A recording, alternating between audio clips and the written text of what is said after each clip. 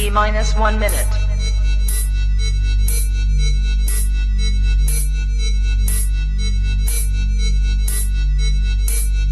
T minus 50 seconds.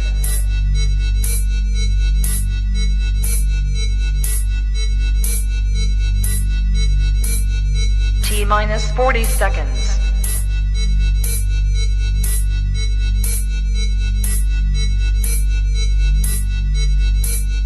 T minus 30 seconds.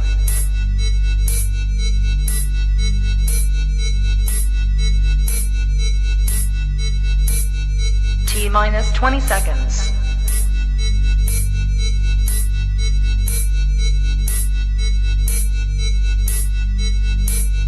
Ten, 9, 8, 7, 6, 5, 4, 3, 2, 1, 0. Welcome to another episode of Maybe This Will Help the Podcast.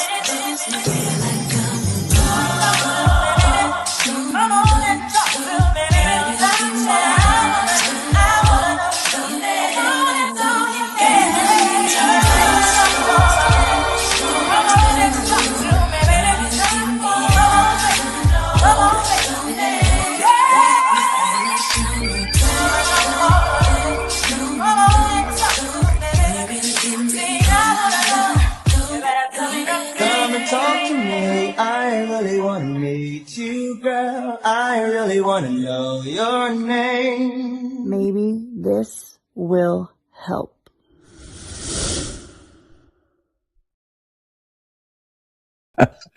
Yeah. Yeah. Yeah. So for all of our followers and our attention to detail viewers, if you saw what just happened as opposed to what's been happening, then you know exactly why me and my brother are A little geeked. jubilated.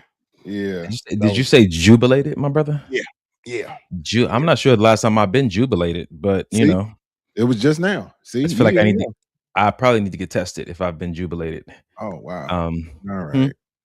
This is why we never have a solid intro we can use. We're gonna do it right now. 3, 2, 1. Ladies and gentlemen, welcome to another episode of Maybe This Will Help the Podcast. Season 6, episode 4, giving you that relationship talk you can relate to, the good, the bad, the alimony.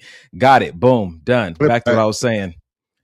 If your blood test come back and it got Jubilee in it. It's just a J, nigga. It's just a J.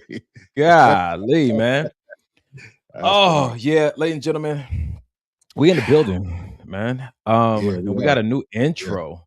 I think I'm gonna play it again a couple of times tonight because it's worthy of that. For sure. And quick shout out to the real DJ Devious on Instagram, my brother Kerry, actually the founder of the podcast everybody is looking at right now. He's still around, but you know, life and responsibility and all that other good Mr. stuff. Worldwide. This brother is blessed to be working in every country on this planet. Right. Mr. Worldwide. For sure. So he did that intro for us, the song, the mix, all of that. But as I said, he is a DJ. So big shout out to Kerry, DJ Devious. We appreciate you, brother. Man, for sure, man. Listen, we're gonna do what we normally do. Y'all see some new things happening, but the content is gonna stay the same for the most part. We love what we do here. Yeah. We love anybody who here for the first time. We love to come in here and we do a form of a check-in. We just do it publicly. Me and my brother talk about different topics all the time. And Kerry thought a few years ago it'd be a good idea if women in particular got a chance to see what men talk about in the garage, at the barbershops, and just had a chance to listen, because men have been given a bad rap. And if you feel like women have too, then you should start a podcast about that. But as for here, we want to make sure that we mend this bridge between men and women. I think it starts at the foundation, like Mike always says, with communication. Right. But in order for communication to happen, there got to be some active listening. And sometimes you got to put people in a situation where they can't talk so that they can listen. Welcome to our podcast. However, explain to them how they can talk to us, brother, if they have a insightful statement or idea or question. If you have something to say that ties into the conversation and it has value, and it's respectful, I throw it up on the screen like McJellin has done Hey just Jay, now. Ooh. Hey guys, listen, she said, "Wow." Listen, you already know. I came in a little hot tonight. I'll humble myself in just a few minutes. But let's go ahead and check in, bro. We got some people Mhm. watching already, so let's go ahead and do what we do and see if we can give you guys 2 hours tonight. What was your highlight of the week, man? Highlight of the week. You know what? Highlight of my week was over. What was that? Friday night. My son had a game, and before, let me preface what I'm about to say. So sometimes your highlights are not necessarily sunshine and roses. Sometimes your highlight is you being able to look back and say, "Damn, okay, I still need work in that area." You know what I mean? And for me, that's exciting. Like we talk about in the gym all the time. Like, yeah, we pushing heavy weight, but when it comes to those isolated exercises, it really shows us where we're not as strong as we may have thought we were. So this past weekend, long story short, we had my son's game. It's an exciting game. It's one of our rival team, and the parents are rowdy. You know, so a group of parents, they turning up when their team scores, and we're turning up when our team scores. And at the end of the game, we end up winning by 2 points. Nice. I meant to talk to you about this too. Oh, That okay. in the moment, I probably should have called you. Didn't happen that way. One of the other parents, so we're going up. One of the other parents on the other side tells us we need to be quiet and relax. Yeah, buddy. Yeah, buddy. So one of the parents tells us we need to relax, and I'm okay with that because I get the tension in sporting events. So you know we're going back and forth, and so he clearly starts to get extremely serious. So Janae, you know, we're all wolfing. So Janae says something to him, and he turns and tells Janae to get the fuck out of here. So yeah, brother. It was a packed the Wow. bleachers were packed. So before anybody knew it, I was on that nigga's ass immediately. Janae didn't have time to grab me. Immediately I was on him. He probably blinked and I was there.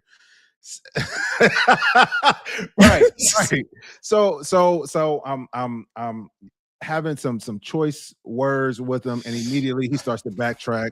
I would never say that. I'm sorry. This and this and that. I didn't, you know, all of the other things. And so Janae is going up as well because this is something we're both working on. Because when she sees me 10, I feel like she goes into protect mode. So she feels a need to Oh, wow.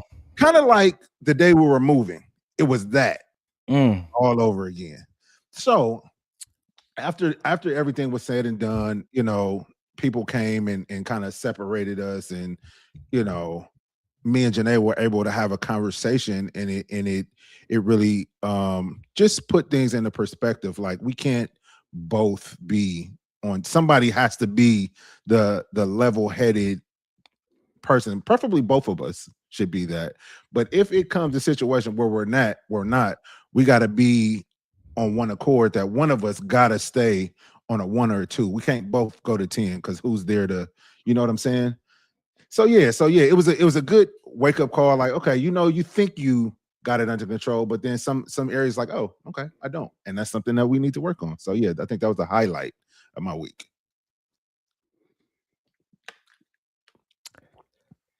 I'm surprised your sister didn't tell you.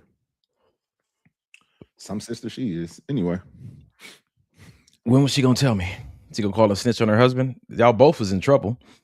But my question to you is, in a situation like that, when you say working on it to where you don't get angry, or working on it to where there's a more appropriate time? Because for me, standing up for the honor of your wife might be something that you want to keep in the arsenal.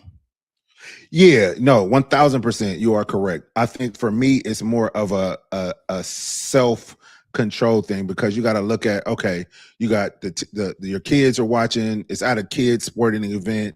You know what I mean? So at all times, my goal is at all times to be able to control myself.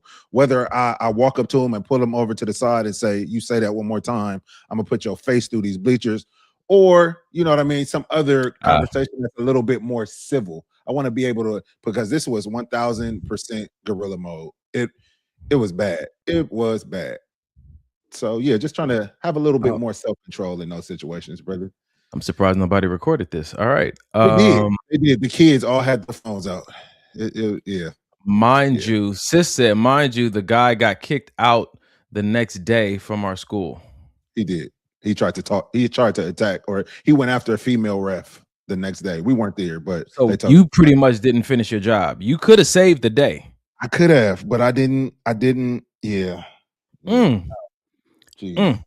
All that height, all them muscles, just a waste.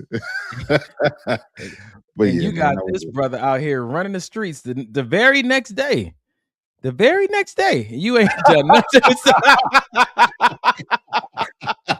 A neighborhood menace, and Mike had a chance to shut it down. Wow. All right, bro. Well, you know, Sis said we don't take disrespect well over here, and he was disrespectful and need to be put in it. Yeah. All right. Well, I'm not sure if I was there, I could have done any better, but thank God that it didn't go as bad as it could have. For sure. And thank God for your highlight. And sometimes you check the adult in front of the kids so that they learn better. But you know, neither here or there. We'll see. Yeah, because me and Denham also had a conversation afterwards because he was there. He saw what happened. He asked some questions, and I explained to him about family and honor and respect and your last name and how far you may need to take it and how far it doesn't need to go. So yeah, fair enough. For sure, bro. For sure. What about you, brother? I don't even know what's happened in my life in the last 5 years after hearing that story. What month are we in, bro? We in January. Highlight of my week. My God, bro, I worked. Oh, maybe I went to the spa. I spent most of my Saturday at the spa relaxing, where people can't raise their voices. So that was nice. I felt very relaxed. I felt really relaxed. That's good. That's good. All right. So on with the show. Mike brings all the drama, which is very little these days. It's not as bad as it used to be. See, God is good. Ladies and gentlemen, let me get the mood ready because we want to have some deep conversation. And you guys know I usually like to start with some fun. You know what? I'm not gonna change the game. I'm gonna stick to what we do because I like it. I'm gonna save. I want to get to that question so bad, but I want to get to it around halftime. So you know what? I don't. This would be a really good approach. Let's try this. Let's try this. It's 2 videos. All right. And it kind of talks about kind of what you just went through. It's about a man being in a situation with a woman, and they're both similar videos. I want to see your take on it. All right. Let's get to it. Let's do it. On my number? Yeah, I want your number. Really? No, I'm good. I'm good. I'm so good. You said this is your brother? No, it's my man. Oh. Seriously. Shit. Oh shit. You're not gonna say nothing. You're fine if I give him my number. I don't see sure. That was a test and you failed, bitch. Your man is not obligated to risk his health and safety every time another man wants your attention, right? It is up to you to make the decision not to give your attention to these men. What that woman should have immediately done is, this is my man, I'm getting behind him. Talk to him about it. What this woman should have done is immediately told him, get the fuck out of my face. You see that I'm here with my man, right? That's what the woman should have done. What did the woman do, though? The opposite. And ended up giving out her number. It is not your man's job to fight for you. It is your man's job to protect you. Now, if this man came up and started harassing you, then yeah, you should be looking at your boyfriend like, are you going to do something about this? But if a guy comes up and asks you to give you his phone number or vice versa, a man's not obligated to do shit except see what you do as a result, right? Because at the end of the day, He's not obligated to get into a fight with every man that happens to want your phone number. What he's doing is he's seeing where your loyalty lies, especially while you're right in front of his face, right? If you're willing to give out your phone number with your man right in front of your face just because he didn't say anything, then you would probably give it out no matter what. Congratulations, you failed. With that being said, the prankster is corny as hell because jokes like this are not funny.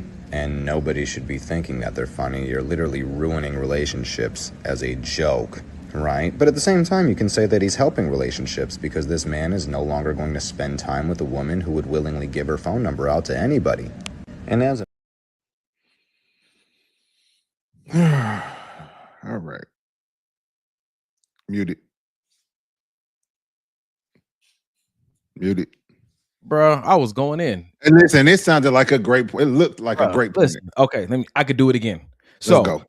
This is something that happens often in relationships, depending on the beauty scale that your partner is on, right?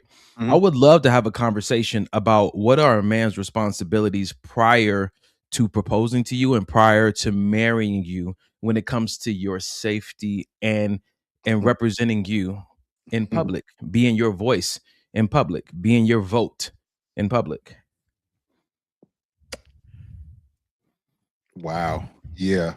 It's so crazy when you get married, some things kind of your mindset kind of changes on certain things, because certain things I do now that I'm married, I wouldn't do if we were just, dating or boyfriend girlfriend type stuff.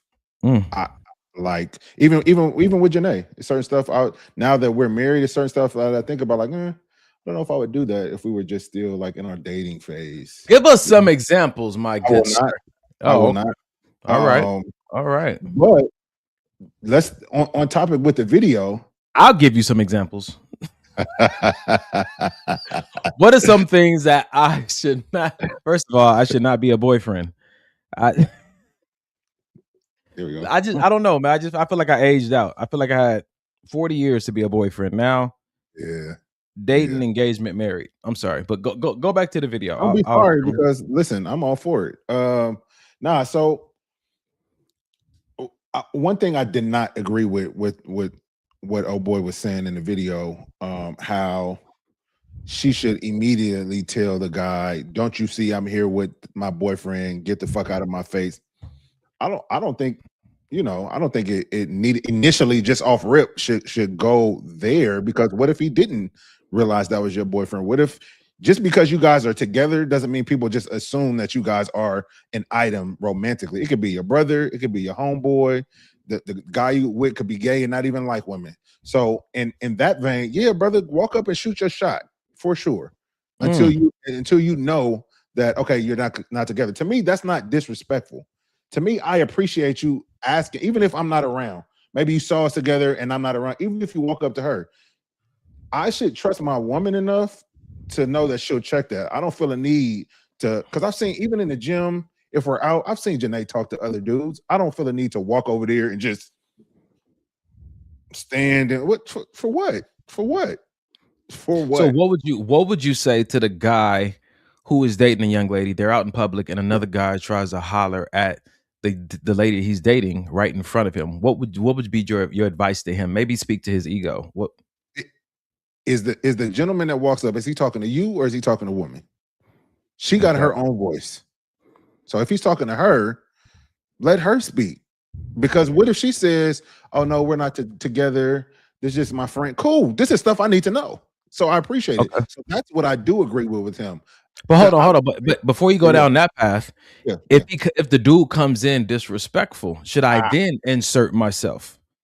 Because if you're on a date with a woman, does a man hold some type of responsibility, even on the base level of a chaperone, to say it at the least?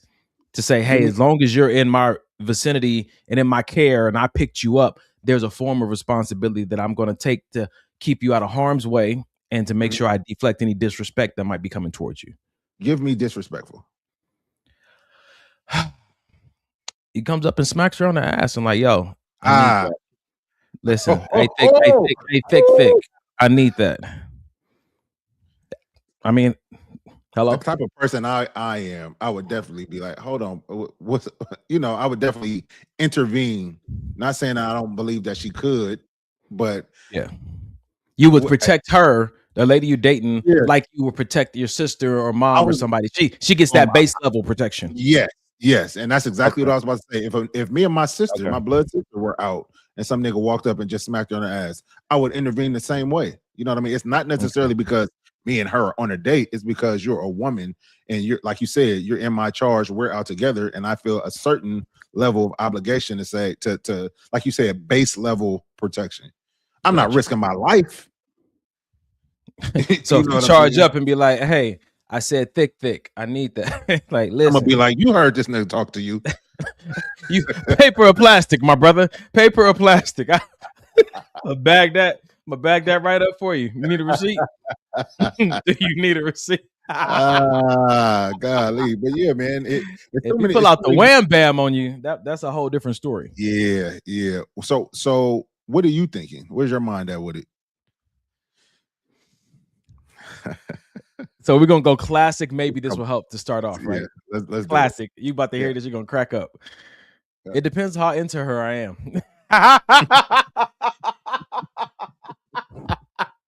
We always talk about how your level of attraction drives your behavior. Brother. So if this was Man. like a hookup blind date favor, Yeah. I might become a wingman all of a sudden. Yeah. Like, look, hey man, look, man, this our first time out. We're not even really on a date, brother. I just was trying to Listen, I I'll was give you the bored. first 3 digits and you can guess the last 4. Let's work together.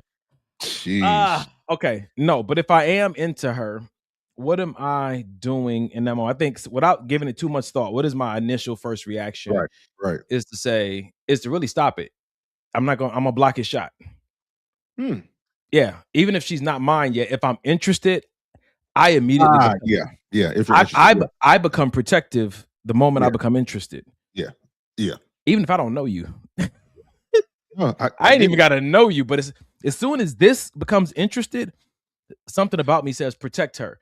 And that's the part about me that I'm really trying to keep in check, because that makes me, have feelings very fast. But at the same time, when I say protect her in that scenario, I'm more like, yo, excuse me, my guy, we here together, Yeah. trying to have a good time, off limits.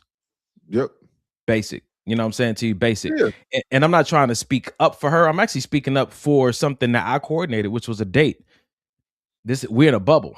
I created that's this good. environment. I created this environment for us. Yeah. No plus ones. We're not accepting any visitors.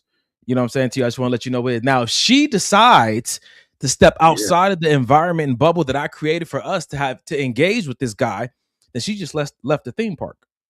Yeah. And at that point, I got to go find somebody else to occupy her spot.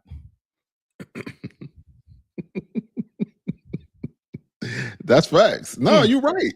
Okay. No, you are 1,000% right, brother. All right. You're 1,000% right. So what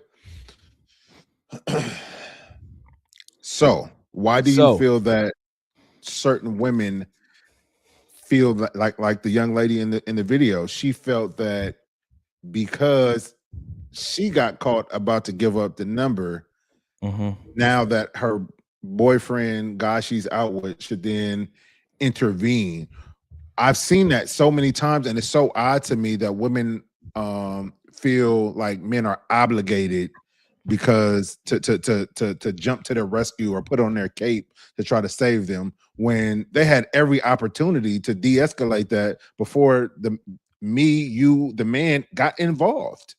Listen, don't save her. She don't want to be saved. Nothing in that video indicated that she was under any kind of duress. Nothing in that video made me think, oh, there's a threat near. Yeah. I agree. You know what I'm saying to you? So I think that when I look at that video, why do some men feel this way, or why do some women?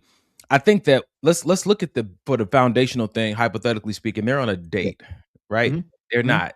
She said that I'm with him. That's my man. Golly, I can't even give him that much. But I will say this. I was going to say that if we're on a date, we're all trying to collect data on each other. So sometimes word of mouth data can be fabricated because you want to give the right answer. Situational data helps you to analyze a person's, instinctive reaction, and it's a little bit more true because they can't prepare for that. So in those situations, sometimes the girl may be, if a guy approached me, what would you do? He would be like, oh, I would X, Y, and Z. But if they're in a situation, her mind might be like, oh, let me see what he does. Why? Because I know that a lot of women that I've been exposed to, feeling safe around a man is important to them. So yeah, I get that. But should we practice that, or should we test that theory in real time?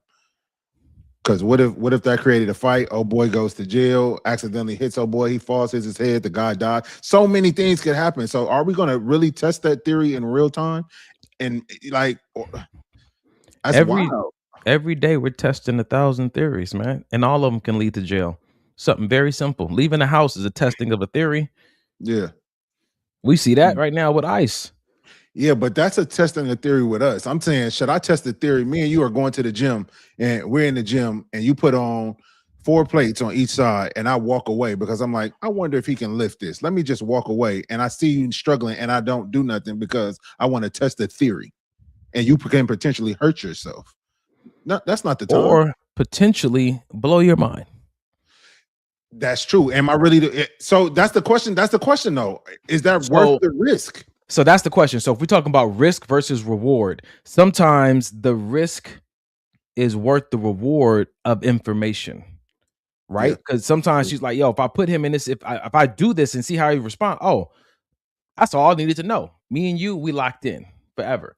You know what I'm saying to you? How far are you willing to go to get like that pertinent information that helps you make harder decisions? Like, for sure, I know that you got me from here on out. I'll never have to worry about that again. Yeah, I get that. Last thing I wanna speak on in the video was the last little bit he said about because that was a prank and the black guy was the prankster, and he's saying like things like that are breaking up relationships. I feel like if a prank can break up your relationship, maybe your relationship wasn't as solid as you thought it was, or maybe you guys haven't done enough communication within the relationship to be able to get past something like that. You know what I mean? Because if anything, bro, maybe it raises conversation when we get home, but the end of the relationship, that's wild. Maybe, yeah, that's wild to me. Yeah.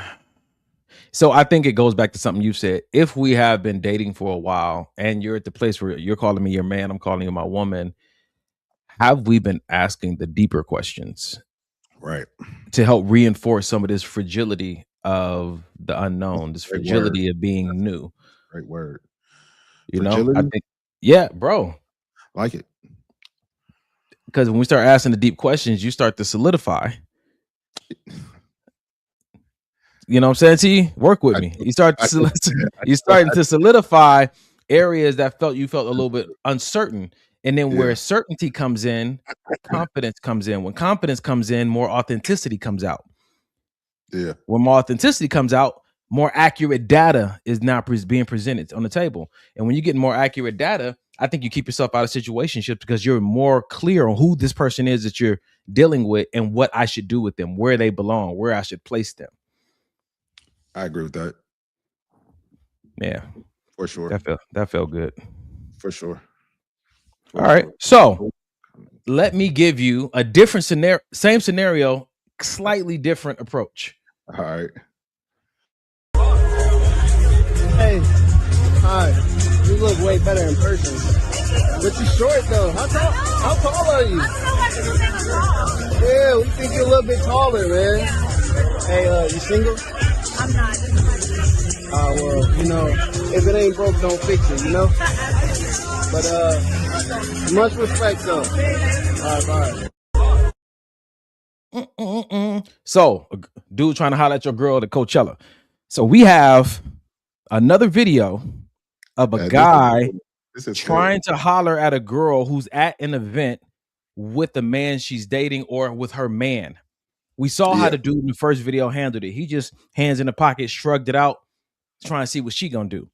The old dude in this video is sitting there eating his ice cream, listening and watching, right? But the women in the videos do two different things. The first video, the woman felt disrespected, like you're not gonna say nothing, you're not gonna interrupt.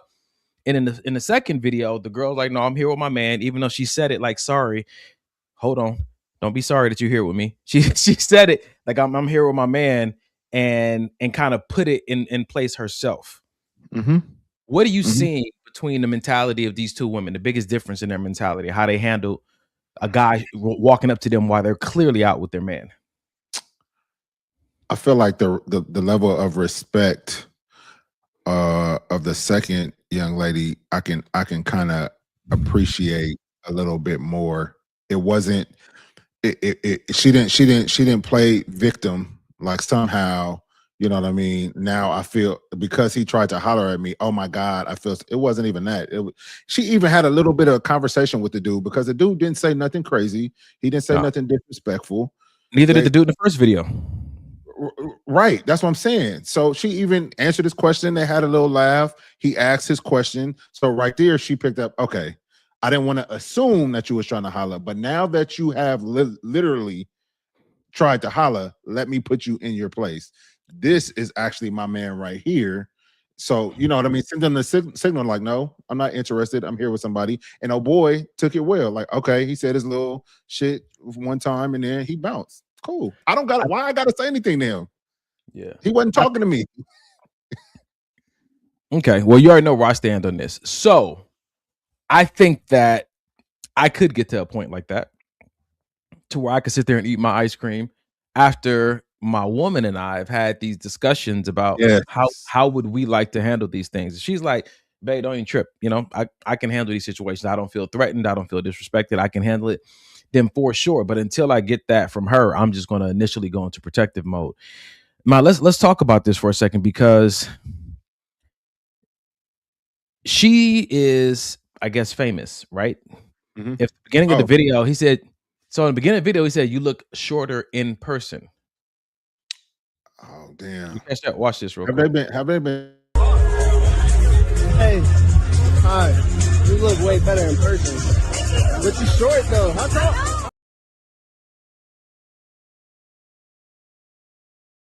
You muted too, bro. He said you look way better in person, but you short though. So he knows her. Yeah, that's safe. I feel like that's knows her, has seen her on social, something. But he knows. Yeah. So let me ask you this question, because this is something that comes up often, bro. When me or you are out in public, we often get approached like, yo, ain't you Mike's brother? Ain't you Donnie's brother? I see you guys do a podcast, right?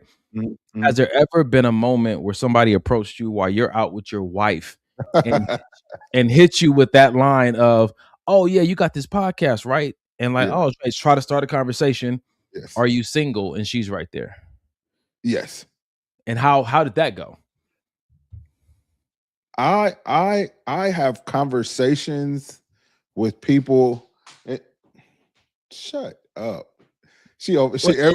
Listen, no, you should have seen your sister walking by. Look, your sister walking by doing this. No. I'll have a conversation about the podcast. Usually it leads to, oh, I know Donnie from XYZ. It'll be short. But the thing about me is it ain't a secret that I'm married in a relationship, because if you watch the podcast, then you already know that I am. You know what I'm saying? But for some reason, it don't stop all women from the little short shooting they shot. I just think that it don't take a lot of rah to deter somebody from trying to holler. You know what I'm saying? Yeah. It could be I'm not interested. It could be I'm married. I'm happily married. It could be thank you if it's a compliment, because every compliment don't mean the person try to holler. In and out today, when you were in there, when I was over there getting my drink, this lady came by and said, oh my God, you have a beautiful height. I said, oh, okay, thank you. And then she said, and you know it, don't you? I said, yeah, laughed. She laughed. I walked back over to the table. Pause. You don't need to. We can keep. Nah, not even close. At what age did you know that your height was beautiful? Today. That's because I never heard it before. It was an older white lady though. Maybe not even from the country. She had a little accent. is beautiful. That I don't sounds like know, a man. compliment you give a slave. Like I said, she was white and older, so it may have been. Height is beautiful. I wonder how much I'll have to pay for you back in the day to get you in my stable. Yeah, I get it. Thank you, sis. A beautiful height is hilarious. Listen, however the compliment comes. Like I said, every Okay. compliment is not a shot being shot. You know what I mean? And I think so many times people feel like because like if a guy was Ray said that was a get out moment. This is why I don't tell y'all nothing. This is why I don't tell y'all. Oh But man. I feel like if a guy gave a compliment to Janae, I wouldn't just automatically assume that he was trying to holler at her. She tells me her little stories too about the grocery store guys. It's funny, but that don't mean they're trying to holler. If you were being respectful and you're literally playing my woman a compliment, I don't got no problem with that. So we're at the place where we're okay with someone paying our person a compliment right in front of our face. Yeah, because I didn't get with nobody ugly. Okay, bet. So that's just affirming what you already knew. At what age did that shift for you between that being an insult or disrespectful to it being, yeah, for sure, it's just an affirmation of sorts? Probably when I got into therapy. So recently, within the last 5 years, I'd say. So before therapy, if someone tried to holler at you or give your girl a compliment, not even holler, to give her a compliment in front of you, you won't tell? Let me tell you something. In my previous relationship, me and my lady are going up the escalator. Two dudes coming down the escalator. All these dudes are doing is looking in our direction. My response to that is, what the fuck are y'all looking at? So, yeah. That tells me everything I need to know. Yep. This is interesting. It's interesting because the more social media we have and the more opportunities for people to be in front of the eyes of so many people, podcasts or books or OnlyFans or just going live or being an influencer, there's such a great chance that your person is online and their best self, their best face, and then they go out in public and people feel like they already know them. So learning how to properly engage with fans or with the fans of your person could be a very important skill to learn in this day and age because of how much exposure people can get, how easy it is, because of how easy it is to get exposure. And then you go out into the world and we ain't got no money, so like we ain't got bodyguards and stuff like that. Right. How do we have a conversation about, man, these people feel like they know you because you talking to them online like you know them, and oh, I love you. Thank you guys for chiming in and subscribing, all that kind of stuff. So they feel like they have some kind of relationship with you. So when they see you in public, they want to come holler at you or say hello or give you a compliment. How do you train your nervous system to respond in those moments? So for me, especially if Janae is around, I always make sure to introduce her. And that's not a necessarily for me thing. That's for that person. Even if it's a dude, though, it's really for her, so she feels seen. It's not just me. I'm married, so it's me and her. So this is my wife Janae. This is such and such, or whatever. It just happened. We were literally at the gym, and somebody came up to us at the gym. It was a young lady. Me and Janae and Sister Bear were at the other end of the gym. And this young lady came up to me because she recognized me, and we're sitting there talking, chopping it up, having a conversation. But when Janae walked over, hey, this is my wife, Janae.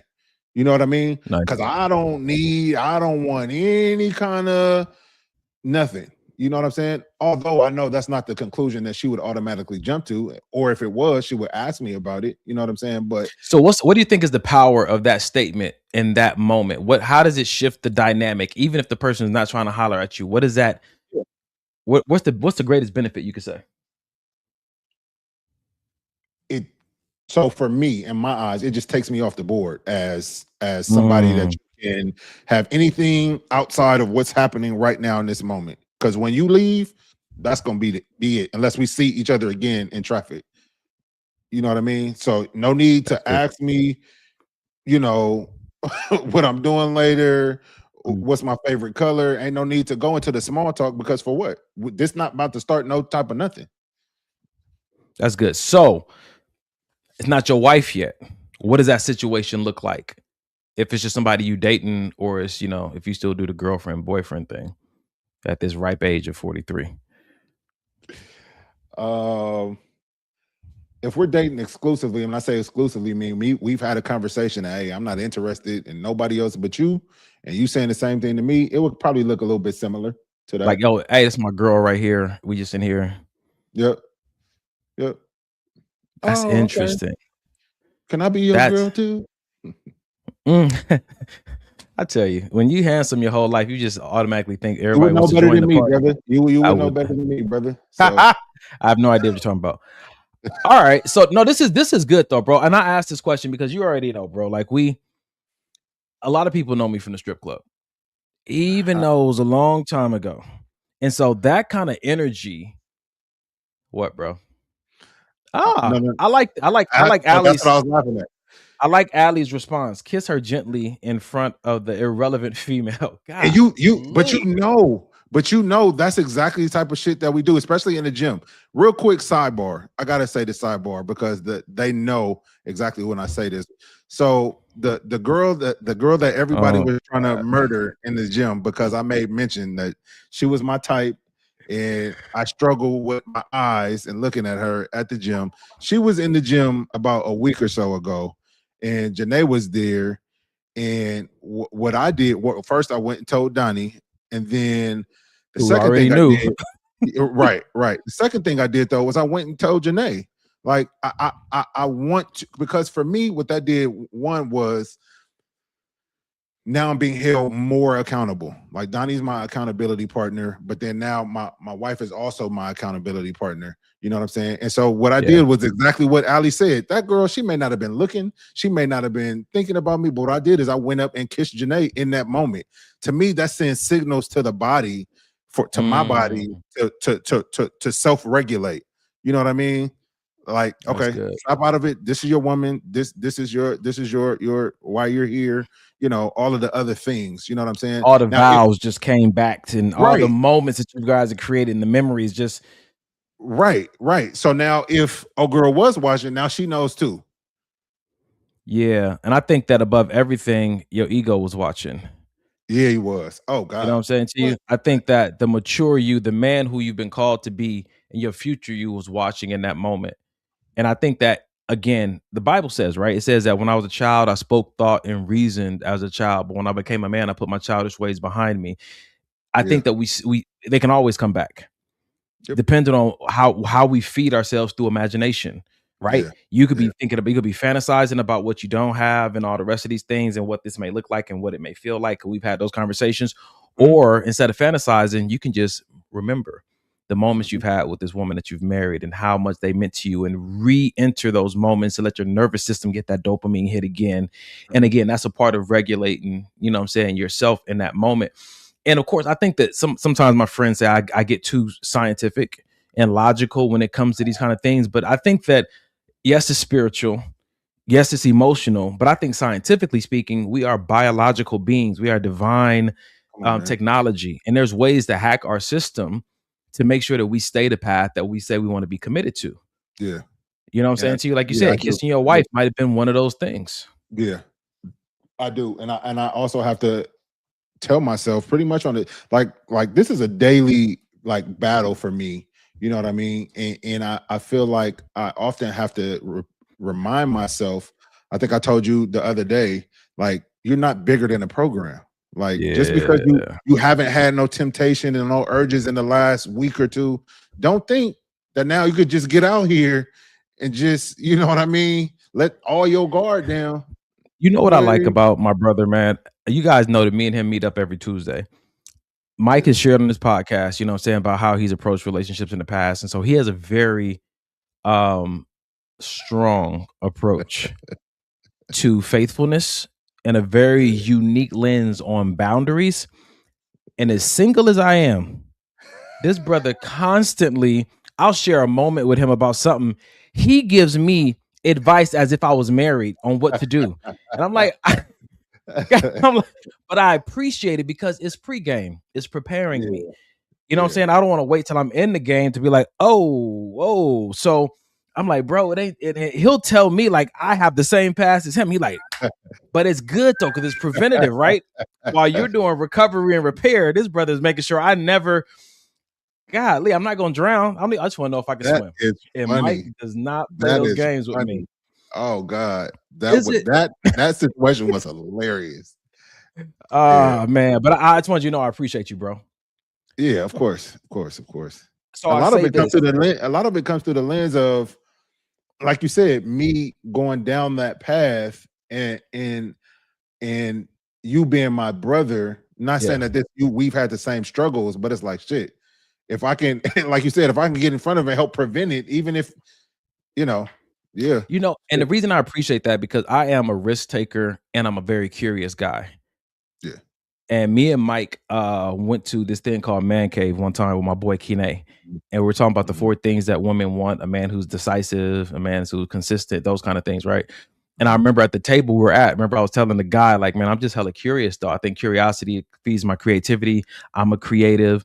And all these beautiful things about being a creative and how curiosity is necessary. And the older dude looked at me, he said, but even your curiosity has to be disciplined. Oh man. And I think that in the midst of me being a risk taker and being curious and that feeds into my creativity, Mike consistently checks my curiosity to make sure that I'm not letting it just run wild. Like, put a leash on that thing.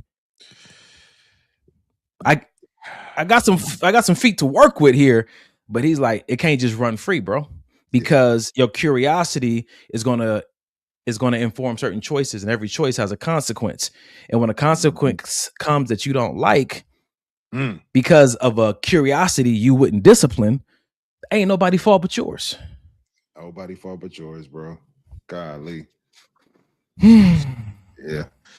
That's real talk, my brother. Real talk.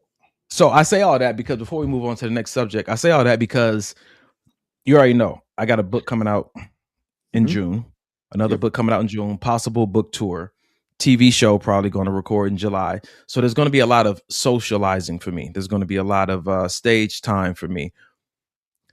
Yeah, and I think God is preparing me for it. But simultaneously, I am in the vein of wanting to be married, wanting to have a wife. You already know with all this going on, I've kind of taken a step back from dating because I don't feel like I have the capacity to do it with the intention that it deserves. But again, just kind of feeling this year out because that's my forethought. I might have it. Yeah. But I think that it's good for me to start having these conversations now because I know something that I need to work on from previous relationships is what, Mike?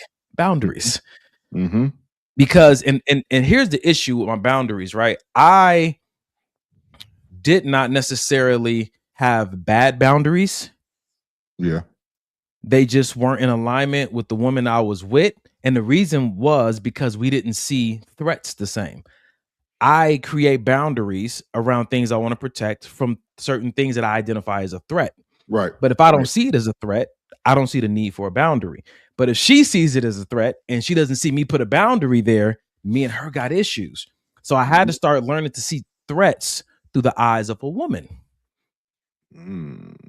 Now that's good. You said that. Now, does that mean then you alter what you see as a threat, or is it one of those things where I still see things in my way, but I will at least consider the way you see things? Or are you like I'll throw all my ideas out the window for this woman that I'm with, and I'll just take on whatever she sees as a threat? I think the superpower is being able to see both sides. Facts. Yeah. I see. If I think about it as a man, I'm like, okay, so if I'm leading this thing, right, as a husband, and there's certain things that I'm going to be looking out for as a navigator and the overall, leader, decision maker, kind of influencer, that kind of flow, right? What if I was on the other end? If I put myself in the shoes of someone who's coming in choosing to be submissive and helpmate, what would I then want the person leading me to ensure I never encountered? You know what I'm saying to you? So when I look at it at that point, I can cover my responsibility as a man, but I'm not naive or ignorant Right. of what the other person I'm protecting, what they may need from their own lens and perspective. Easy example, like when I'm driving from the driver's seat, there's a whole different set of threats than the passenger seat because I'm in control of the car. So I'm not worried. I see something, they cross the street. Oh, I see, I'm already planned that about 2 blocks ago. But the passenger doesn't necessarily know, and they don't have the same control. So they have to be reassured in a whole different way than the person who actually has the steering wheel in their hands. So that's been a journey that I've been on. And how have I been getting better at it? Asking women. Interesting. Asking women, what do you guys see as threats in these situations? What I've been getting better at is having conversations with you on this podcast, having women jump in the chat and say, yo, nah, like that's not okay. Like how better to learn what a boundary needs to be for a woman to feel safe than from a woman that is at least close to the type of woman you're looking for. That's facts. Yeah, that's good. That's good, bro. That's all good. right. Dang. So Allison said, real talk, curiosity got me raped. So stay strong in holding that leash at the appropriate length. Yeah, I like that. Holding that leash at the appropriate length. That's good.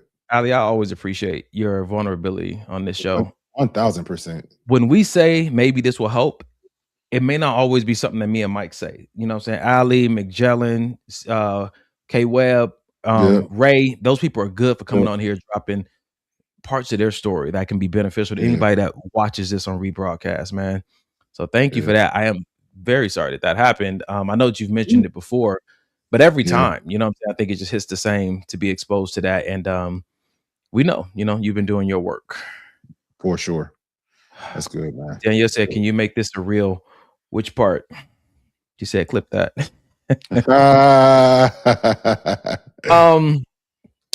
Ladies and gentlemen, the title of tonight's show.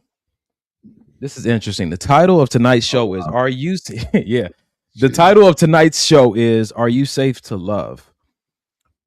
This, my good friends, is a question that I received from a new friend.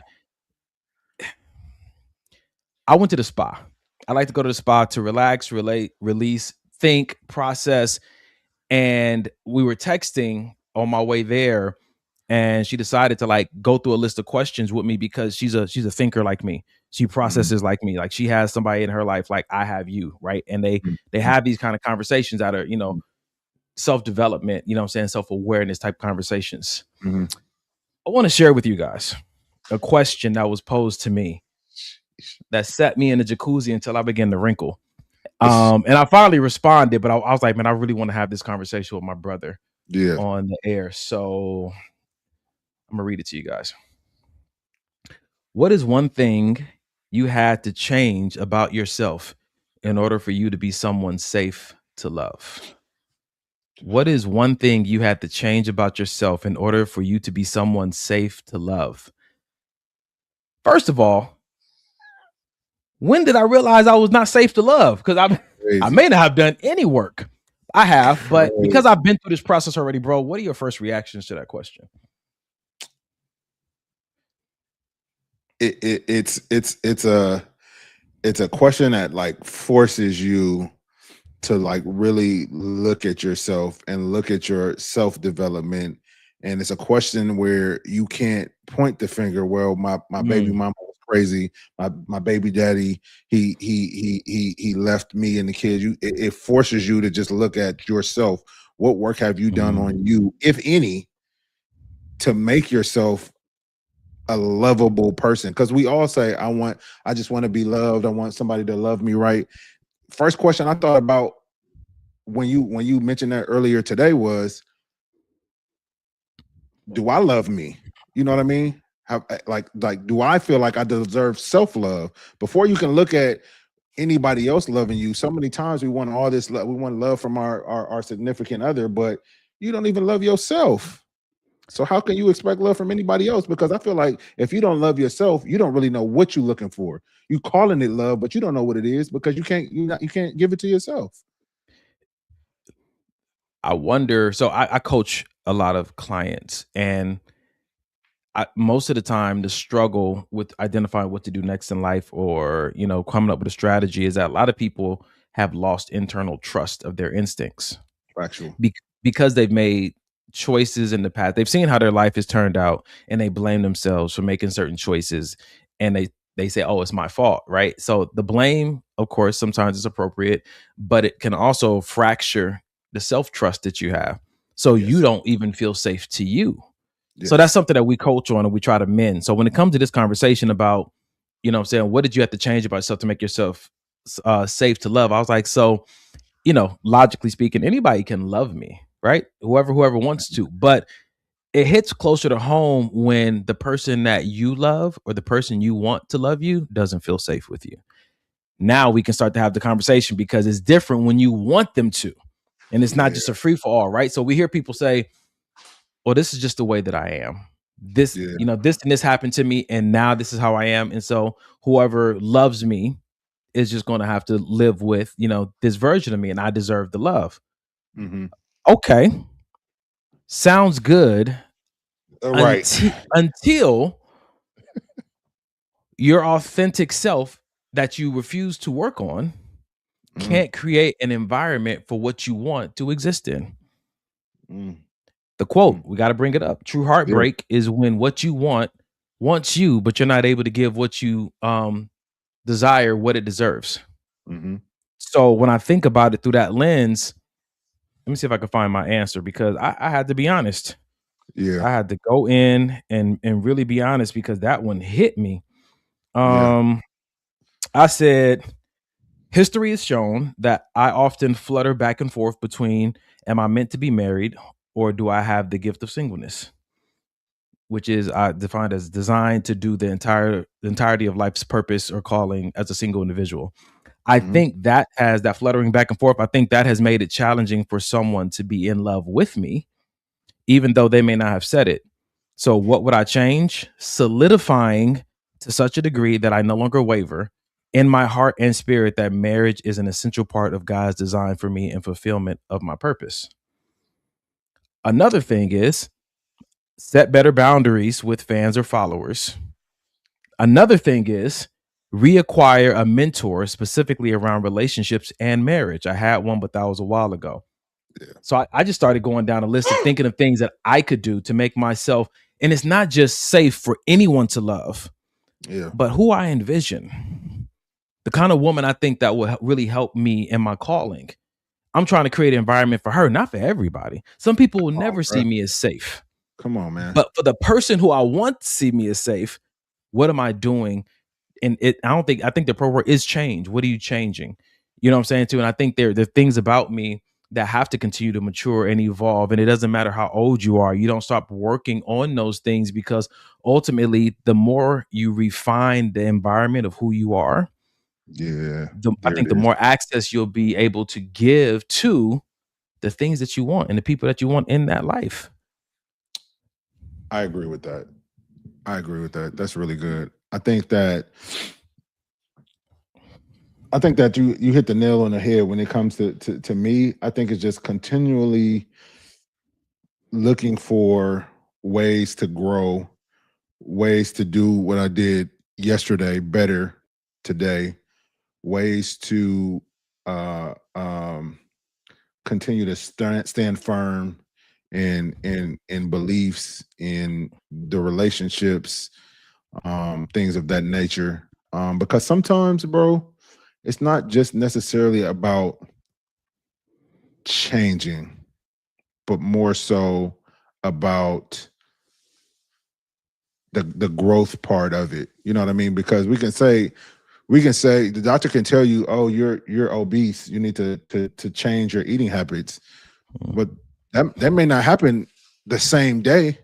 I may have to, I'm gonna cut out chips, and I'm gonna cut out fast food, and I'm gonna cut out soda.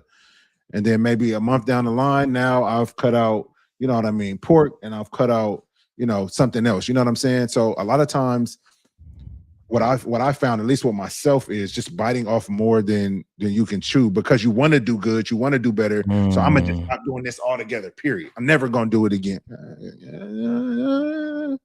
I think I like that, because I think there's something about steady, and I don't want to necessarily say slow, but paced out steps. Yes, there it is. that There it is. allow the effect to remain. There it is. Yep. So that Yep. it's not just, oh man, you showed up good for a week and now you're back at it, because it was really a hype move and it was built off of emotion. A Yeah. deep intention was never set. It was never locked into your psyche to the degree that will always pop up automatically whenever something Yeah. happened that would threaten you to go back. Yeah. That's good, bro. Yeah. So that being said, it makes me think about the work I've been doing for the last, you know what I'm saying, few years now. Especially since you and I have been doing this podcast and having our check-in time, that those have been my paced out steps. You know, Yeah. and the beauty of it is that you've seen me do well and then fully revert. And then do well again, Yeah. fully revert, do well again, kind of revert, do well, do better, do even better. Come on, You know man. what I'm saying to you? Come on, Get man. tempted to go back to reversion, have a Yeah. conversation, deny it, and keep moving forward. So Come on, man. who was that? Somebody said it this week. They I saw it on a post. They said, the day I realized that a step backwards was just part of the dance. Like That's it, man. Come on, man. Come on. you know, it's like I'm going into this progression, this life development, this self-development, thinking I'm never going to step back. Yeah. You know, it'd be great if I didn't, but I understand that more than likely I will, because the need to digest, the ebb and flow, the inhale, the exhale seems to be Correct. such a part of the fabric of nature. Yeah, correct. And why would I even want to avoid that? Yeah. Yeah. You kind of don't. And I feel like when people, so that's it right there. When people start to avoid or even over fixate on, I just got to do this perfectly, when that step back happens, it's devastating. So like they throw the whole thing away. You know what? I can't do this. I didn't try. I've been doing good for almost a year, and then this happens. You know what? Fuck it. I'm just not gonna do it. And then you just throw everything, all that hard work, all that time that you've invested in trying to make this thing work and trying to better yourself. You throw it away because you thought that you were somehow gonna become perfect. It's not about being perfect. It's just about the progression of your journey. I like that, bro. It makes me think that self-development is not about qualifying for a better life, bro. Self-development is about honoring who you truly are in the midst of all these temptations, in the midst of even things that may be present in your lineage, things that are trying to be propagated to you through media. Self-development is about learning how to find out what's best for you, putting yourself on a path to become the kind of person who does that instinctively, organically, who wants to do those things. It's not about qualifying for a better person or your dream person or, you know what I'm saying, the best life possible. It's really about alignment, man, with who God designed you to be, and then fully positioning yourself to receive every bit of success associated with that kind of alignment, that kind of divine alignment. Yeah, I like that. I think some people answered. I think Danielle, when we asked that question, for those who are just joining us, the question we just asked a few minutes ago was, what is one thing you have to change about yourself in order for you to become someone safe to love? I think Danielle answered that question. She said self-regulation and being the president of Shut Up Ministry. Tell us more. Tell us more. The president of Shut Up Ministry. That's sheesh. Yeah. So here's one for you, bro. Ali says safe to love, as in you can be trusted to be faithful and not abusive. Let's talk about that. That's so interesting. When I saw the question, neither one of those came up. I think what came up for me is this person who I'm about to, you know what I mean, come into this union, whether it's dating, boyfriend, girlfriend, or marriage, is their heart safe with me? I didn't think about just cheating. I didn't think about just one thing. I thought about the circumference, like everything entitled. Am I going to be honest? And am I going to be transparent? And am I going to be a man of my word? And am I going to be, whatever the case may be. Am I going to be those things for this person? Are they safe? Are they safe with? Is their heart safe with me? Let's take. I want to go where you're going, but I want to take a moment. What do you think it means for someone's heart to be safe with you? Well, we usually do that on the podcast. We'll break down to make sure we're all using the same definition. So for me, I think that when I feel safe, or when my heart feels safe with a person, I know that I can truly be my authentic self without any form of judgment. And when I say judgment, I don't mean that they can't have an opinion about me or how I'm doing things. But when I say judgment, I mean more like, more negative. I'm not being judged. I can be myself. I know that if I need some sound counsel, that I can go to you. Somebody that is not really quick to get upset when things don't go their way. Somebody that's just really trying to understand me on a cellular level. You know what I mean? Gotcha. Not just, that's just Mike. He's cool. He's funny.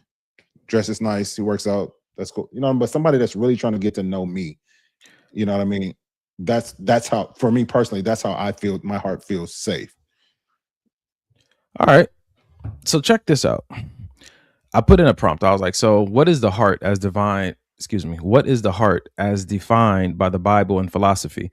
In both biblical and philosophical contexts, the heart is defined not merely as a physical organ, but as the central governing core of a human's personality, encompassing the totality of one's inner life, intellect, emotions, and volition. So we got it sometimes called it's a control center. It is the hidden control center of a person where thoughts are formed, desires are fostered, and decisions are made. It's also the source of action. Scriptures views the heart as the root of all human behavior. As Proverbs 4:23 states, it is in the wellspring of life. So, the Bible says, guard your heart above all else, because from it flows the issues of life. When I hear someone say that their heart is safe with someone else, understanding that the heart is really the governing piece where the processing is concluded, that then informs the behavior that's going to cause you to make a choice that's going to bring about a consequence that you want to live in, right? You always say that you can't choose a choice. You can't choose a consequence. Right. So choose the choice that gives you the consequence that you want. So when I think about the heart's involvement in your whole decision making, that's going to bring about a consequence. Who would you trust in that room? Mm-hmm. Where decisions on how your life is going to go are made? Who would you trust in that space? And so when Ali was like, faithful or abusive, if you were with someone who was unfaithful or someone who was abusive, that would definitely affect your control center, how you make decisions, because you're probably going to be in fight or flight. You know what I'm saying to you? Someone who takes their vows serious, someone who takes their personal development serious. Seeing someone, and I would say this from the women that I know, when a woman sees a man consistently working on his self-control, they have a tendency to feel safer. Yeah. And so what that tells me is that in my self-development, and all I'm trying to get my money right, you know what I'm saying, trying to get my body right, you know what I'm saying, trying to make sure I get my career right. At the core of that, self-control, even the Bible highlights it, might be the most important thing that I can do in order to have a safe environment for my partner to rest their heart in. Yeah, that's good. That's good. But let's flip it though, because we always have to do that. What kind of environment does your heart need, bro?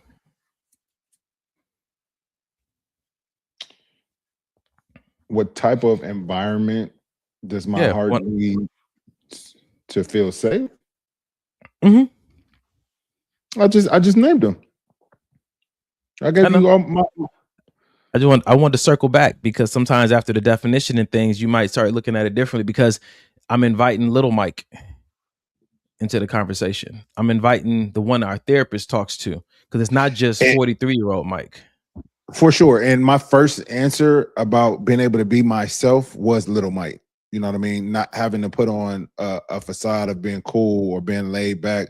I can be goofy. I could be sad. I could be emotional. You know what I mean? Those things that are welcome instead of shunned or why is he acting? You know what I mean? That kind of thing. You know what I mean? I think the thing that really kept me in the relationship I'm in was being accepted for who I was at the time when I wasn't working on the things I'm working on now. You know what I mean? And I'm not saying that's for every woman or every man to do. I feel like, you know, you're gonna have to talk to God before you just jump in. Talk a little bit more about as much as you're comfortable with, a little bit about being accepted in that space before self-development was a big thing. I as much as I wanted to be in a relationship with Janae, and as much as I enjoyed being in a relationship with Janae, when me and her first got together, I was still hell-bent on not being in a relationship. And I told her that to her face, like, ain't nothing I'm interested in. You know what I mean? We can go on dates and we can come over and we can hang out, but that's pretty much going to be the extent of where I'm willing to go. And that's the type of demeanor and mindset that I had. And it took a long time, really. And it took a lot of therapy and, you know, people like you in my ear and the space that Janae gave me to be able to grow and mature and to work this thing out. But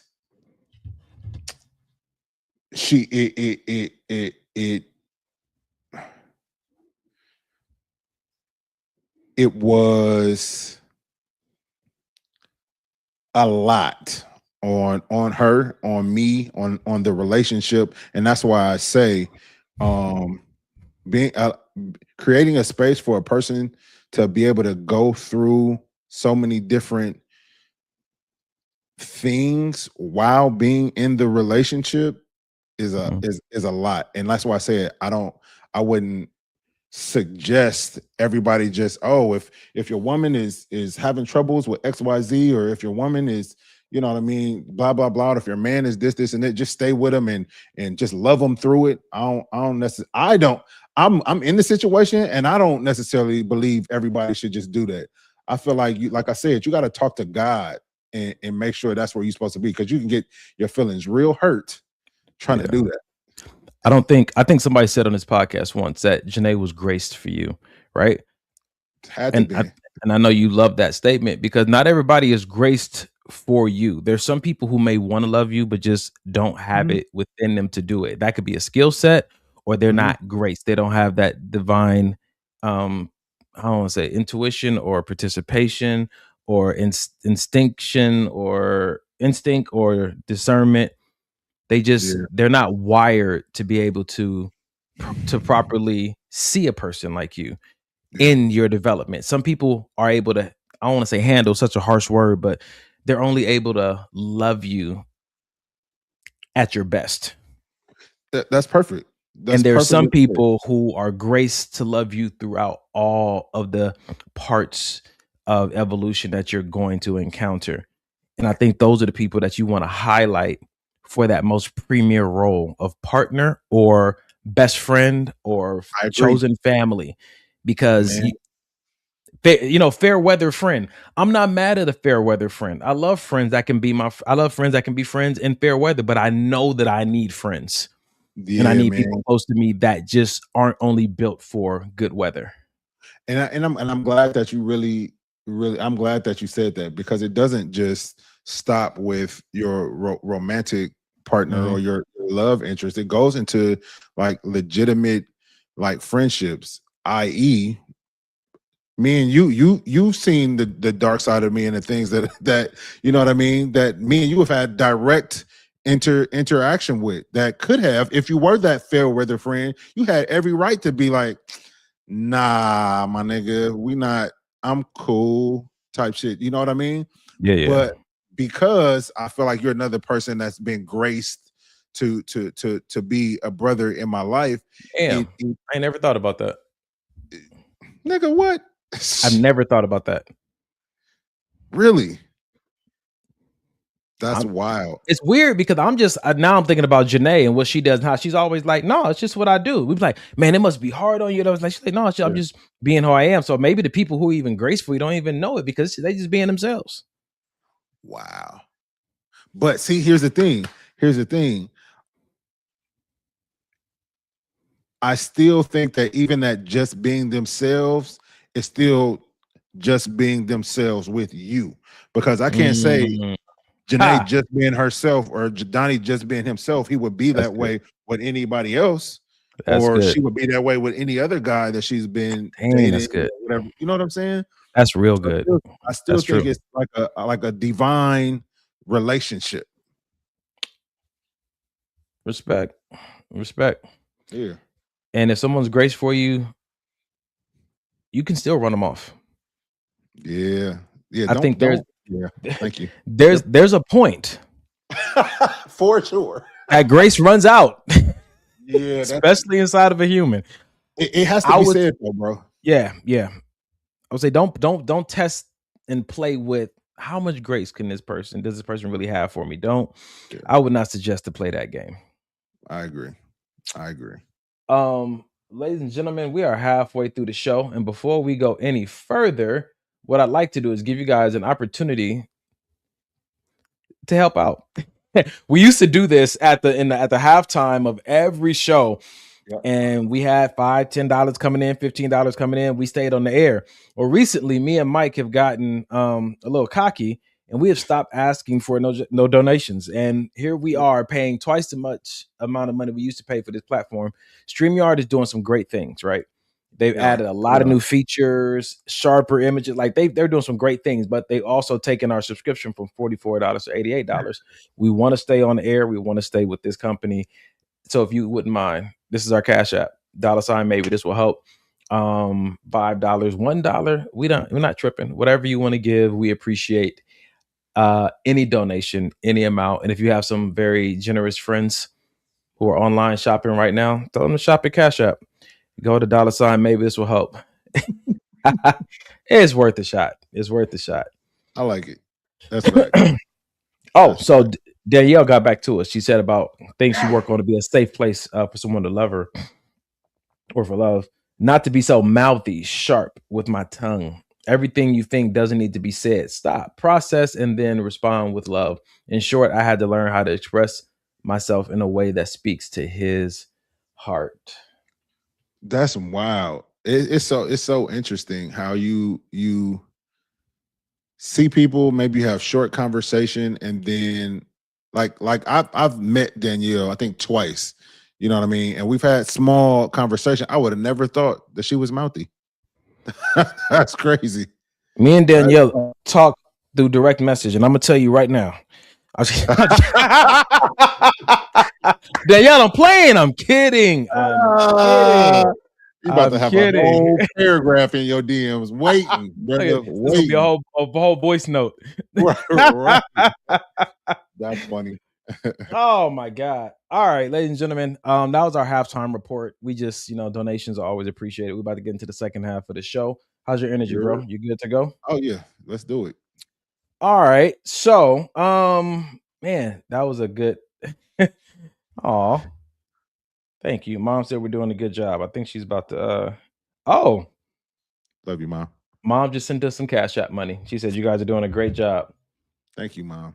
She didn't logged off just to go put some cash in there. All right. Appreciate you. Yeah. Yep. Golly, I am in trouble. Yep. Okay. Listen, first of all, I just wanted to say it's late. It's late and I'm a little tired. All right, so let's go this route. We already talked about the guys approaching your girl. Let's do, what is this? Oh, you know what? It was said earlier. I'm gonna say the one you sent for last because that's gonna be a good one. Oh man, this is so good. Okay, so let's go Let's go this one first. We'll do this one, and then we can have some fun possibly after if we want to. So check this out.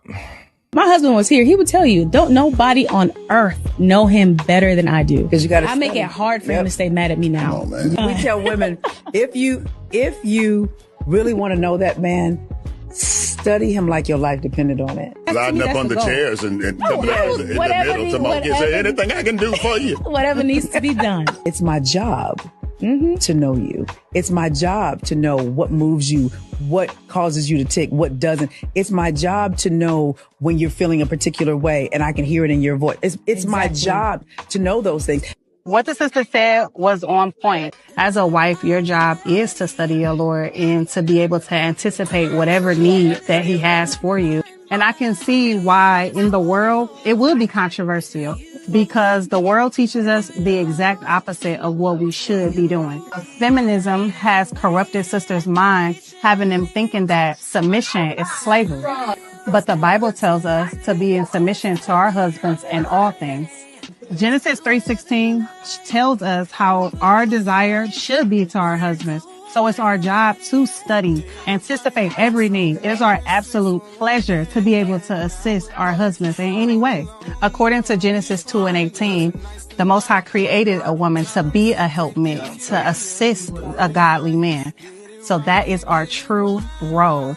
Not to be side chicks, not to be baby mamas, not to be independent and alone, but a helpmeet to a godly man. And that's why it's important for you to come back to who you're truly created to be, according to the Bible, which is a godly woman, a daughter of Sarah.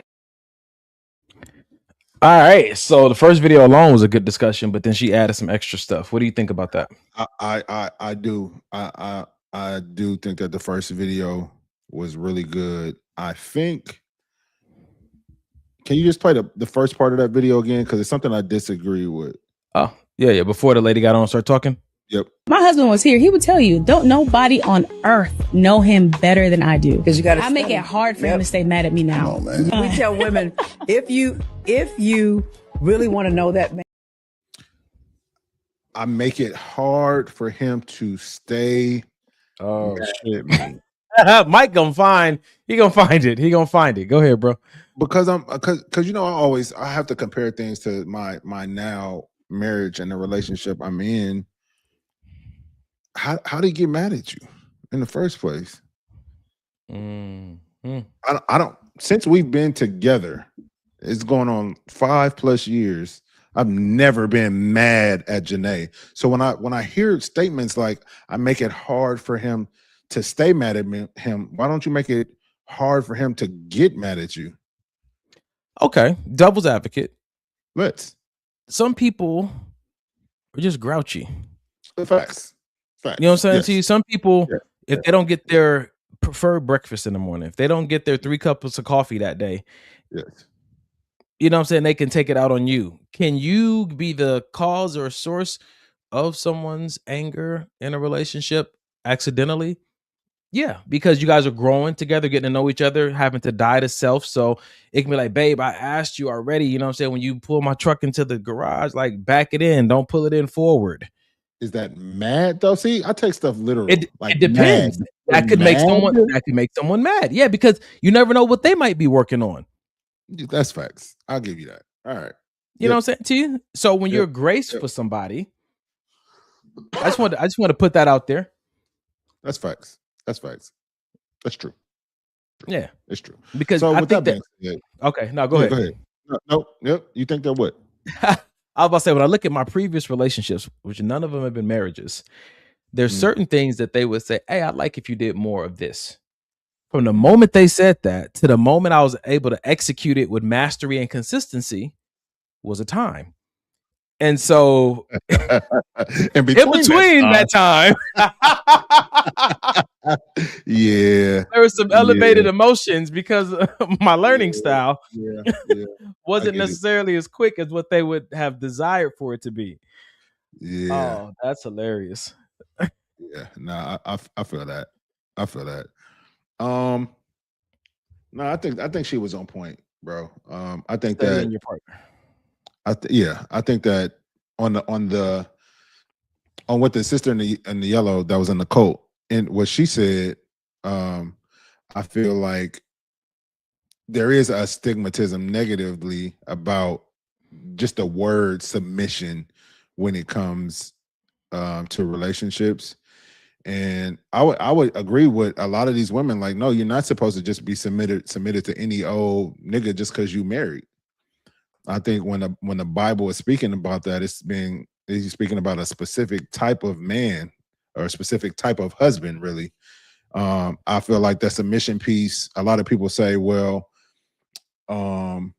your submission should start when you guys are boyfriend and girlfriend, or you guys are dating, because it's not like a switch you can turn on and turn off just because you get married and you're in a relationship. Well, I don't know if I agree with that.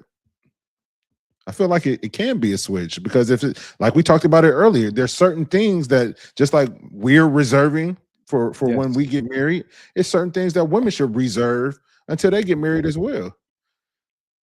And I feel like submission may be one of those things. Yo, women wives submit to your husbands, not girlfriends submit to your boyfriends, or women submit to the nigga you dating just because you've been dating them for 3 years. Right. Write down 126. Write down 126. I need to make a reel out of that, because that's good, bro. Sometimes your best efforts don't work because they're not in the appropriate environment. They're not underneath the appropriate covering. Yep.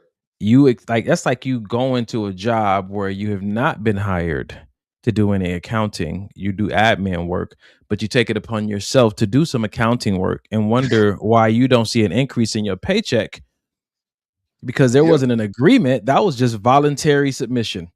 Yep. That was not even a part of your job description at that level of dating, at that level of relationship. That was something that you could come to agreement on in a higher level with stipulations and the pay increase, all that understood. And you know what it leaves? It leaves the person feeling unappreciated. I'm doing all of this and you don't even, nor should he, or nor should she. Nobody told you to do that. You doing this thinking that this is going to somehow make him put a ring on your finger. You auditioning. That's hilarious.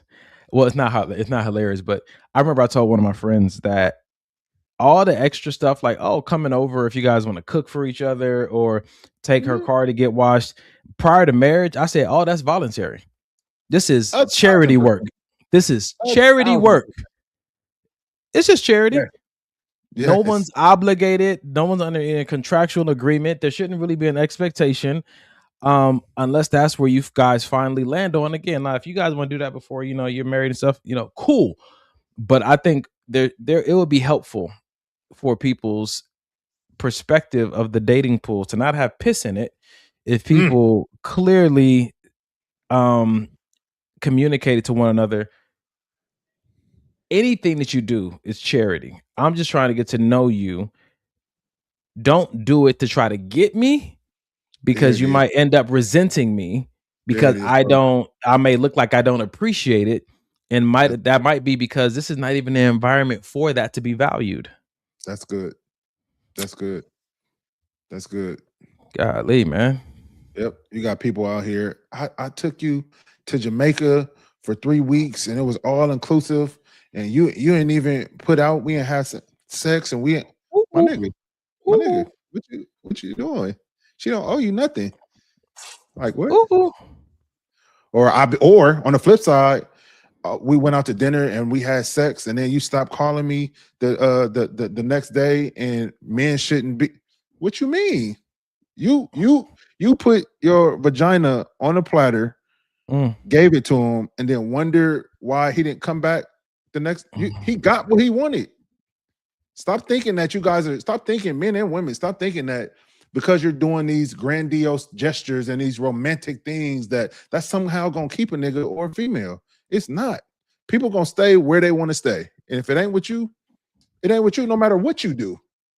And I think that in those situations, you know what I'm saying, the value of whatever your efforts are in the mind of the one receiving it.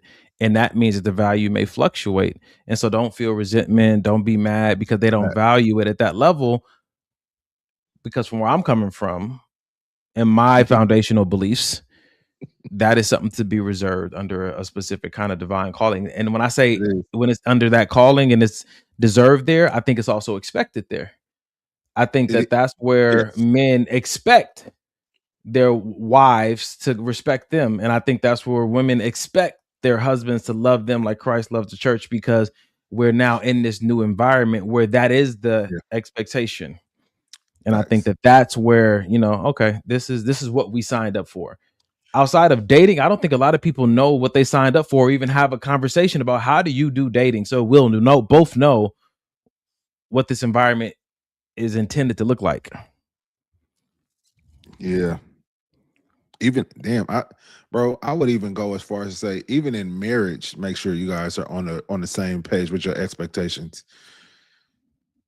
You know what I'm saying? Because that's fair. Even though marriage is a biblical thing, people still add their own extra expectations onto that. And then some people don't believe in the biblical expectations. They have their own set of. So make sure y'all talk about what's expected before you say I do. That's fair.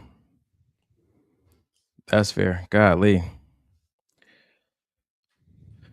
Okay. As we move on, because I want to say this before we move on to the next video, like studying your partner. I think that this is something I did.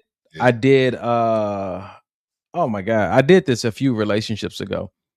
When I found myself interested in someone, I opened up a note tab and I opened up the note app in my phone, put their name, and started jotting down the data that I was collecting. This is before dating. This is just stuff of, oh, this is your birthday. It's your favorite color. Oh, you like this kind of music. If I'm interested, I'm collecting data. Yeah. If I'm dating for romantic interest, then I'm also collecting data. But anybody that's trying to get any kind of significant access in my life, I am taking notes. As you should. And so when I refer back to things, I'm like, oh, okay. If you're not really taking notes, you're not really paying attention. And if you're not paying attention, you're not really studying. And if you're not really studying, that makes me wonder if you're ever planning to really love this person, if you're ever planning to participate or contribute to their well-being. Because if you were, then you would need to know what they're looking to do, what their goals are, what their gifts are, where they need help, where their deficits are. You know what I'm saying? How they like to be celebrated. You know what I'm saying? Yeah. You would need to know these things if you planned on one day contributing to the well-being of their life. So if you're not doing these things, then I question, what's your plan for being a positive force in their life? Mm-hmm. And it's a question that should be asked out loud. Yes. Agreed. Yeah. Oh man. All right. So let me ask you this before we go to our next one. Do you feel, because I believe the young lady said nobody knows her husband better than she does. Do you feel that as your wife, nobody should know you better than she does, and nobody should know her better than you do as your wife, not girlfriend, not dating, as your wife? I think it would make my heart so happy if that was true. But there's this video online with that quote at the top of it, and then on the video is a lady at the Wax Institute where she's getting waxed. My husband believes no one knows me as good as he does, and she's in all these different positions. And the lady got the little gun, and the wax just, And we kind of talked. I'm not going to say what we talked about at the gym with me, you, and Janae, but I feel like that's how the relationship gets. Like it's going to be some places that you never thought you would be with your partner. No, but that wasn't.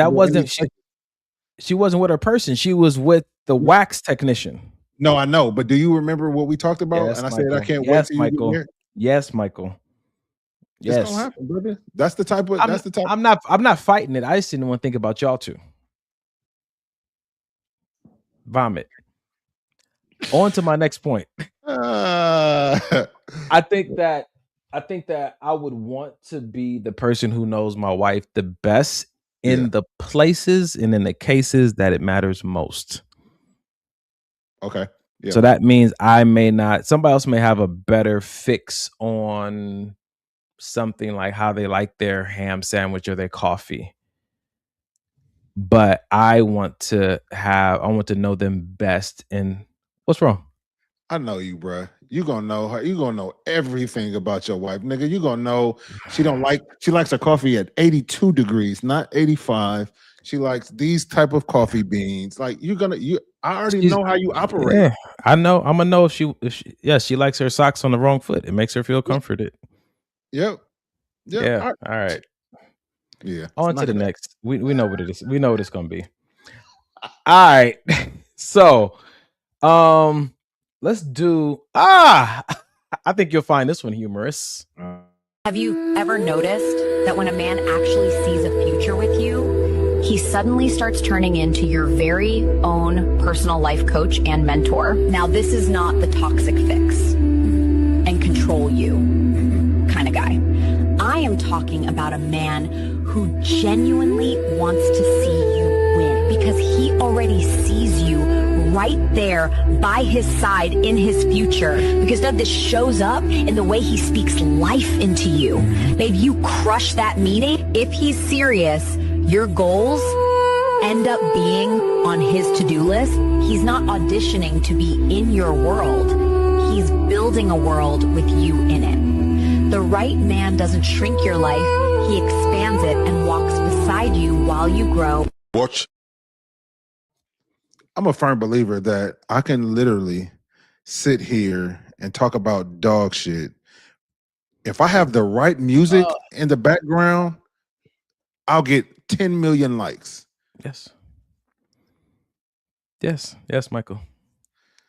I feel like no.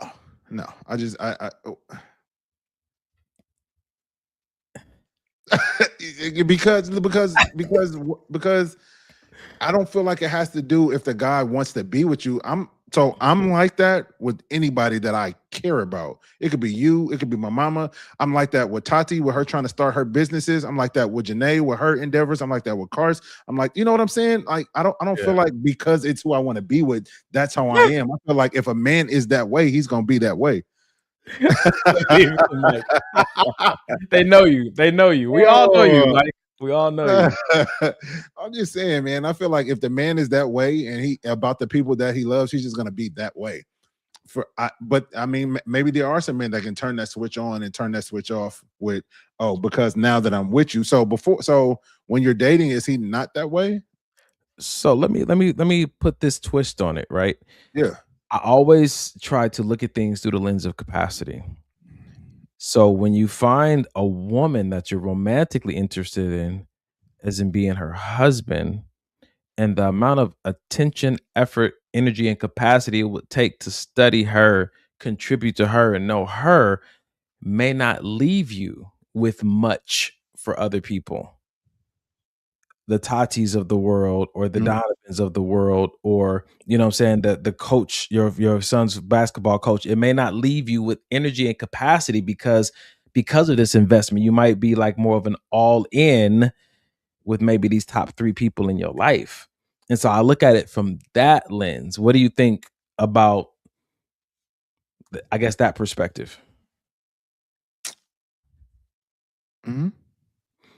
You see what I'm saying? So when I look at it from that lens, it makes me see how someone could say, like, when a guy's really into you, I'm going to interpret that as his energy and his focus and attention kind of zooms in on you, and with that comes his capacity and resources. And so it is almost as if he's hyper focused on you, and where a man focuses his attention, his energy, and his resources go. So I'm trying. Like, for instance, No, yeah, I got you. I'm just asking questions because I wanna really understand where you're coming from. So if my calling, God has me, maybe I'm a missionary and I'm going 90% of the time overseas or somewhere like that. Mm-hmm. Because I can't give you all of my time, my energy, so I'm not into you? Because I can't, because God has me over here, but you feel like I'm not into you because I can't give you all of my whatever? Well, all is a vague word. I will say you're not into that person depending on how much capacity you actually have, because all is not really saying anything. Like if you have 10%, if you're gone 90% of the time, how much of that 10% does that person get? That 10% is going to me to make sure I'm okay. Then you I may was be, then you I may was be able to get 5. You may be able to get 5, but that may not be enough for you. Yes, and then that would say your into me is not enough for me. But she can't tell me I'm not into her. I'm into you as much as I can be. Yes, you can, because She there's a qualification though. Everybody has a qualification. These are my feelings. You have qualifications for people too. People will call I you. can't tell you. People will say, "Hey, Mike, you're my best friend." This nigga ain't shit.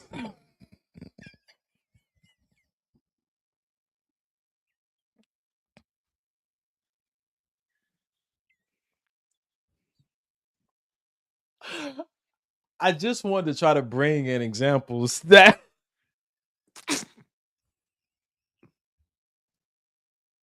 Nah. Wow.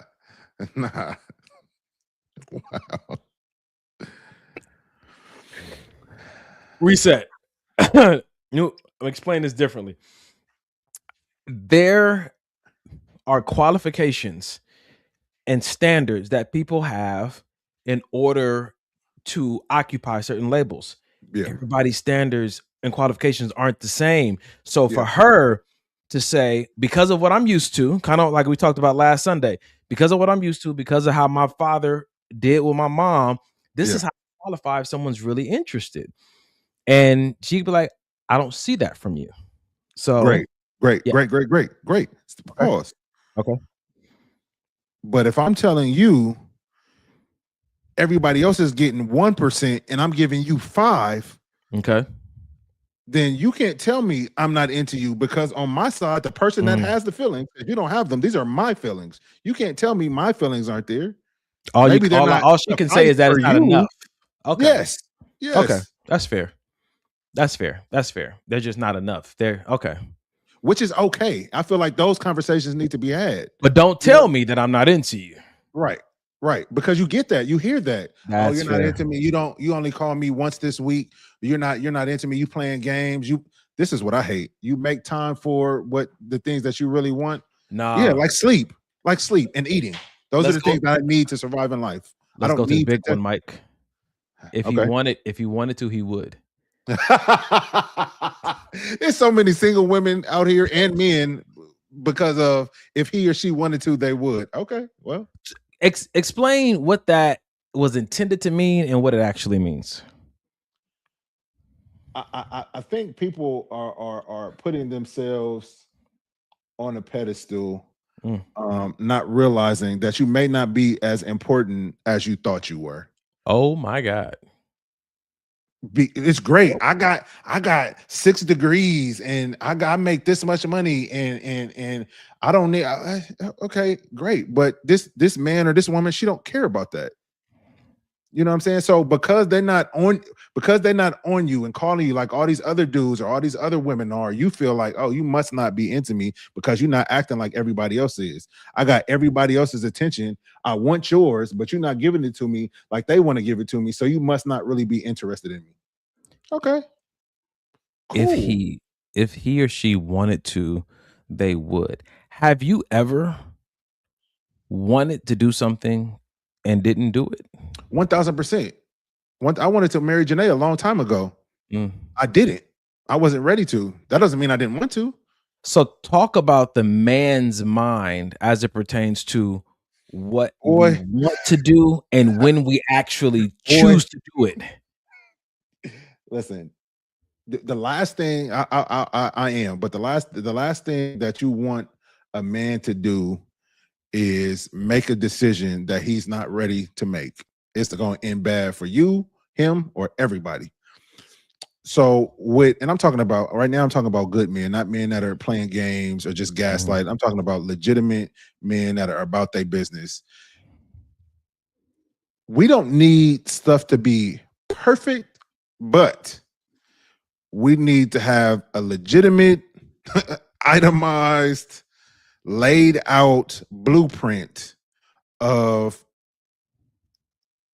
an allotted amount of time, meaning if it's 2 years down the line, 5 years down the line, I need to make sure that not only can I take care of myself, I can take care of my woman. If we end up having kids, I can take care of them. If we want to buy a house, and we don't, I'm not saying we got to have all the money in the bank and everything right now, but we need to be at a certain point in life, mentally, physically, spiritually, financially, in order for us to make certain decisions that women feel like, but I love you. Let's just do it now. No, I love you too, but no. If I could share one thing with, please do. If I could share one thing, I won't say with just women, but if I could share one thing about men that I believe is true for the majority of us, is that we don't want to just acquire. We want to be able to manage. Come on. We don't want to, a man who is thinking strategically about his life with a woman, it's not that he just wants to get in it and say, yo, I did it. Men don't like to lose the thing that they worked hard to acquire. So we're not thinking just get it. We're thinking about, okay, now how do I maintain it over the next 5 to 10 to 20 years?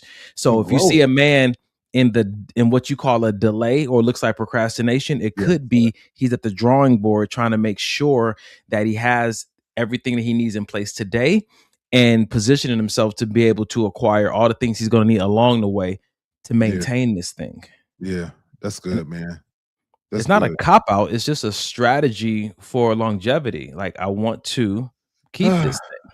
Yeah. And as much as I love, it's a lot of things that love can't fix and a love can't manage. You know what I mean?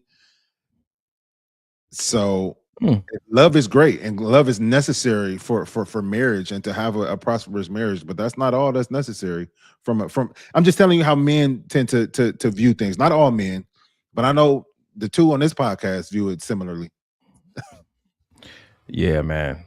I think that was important because that's such a phrase that I think has been, oh my God, abused in the culture that I think we find ourselves in.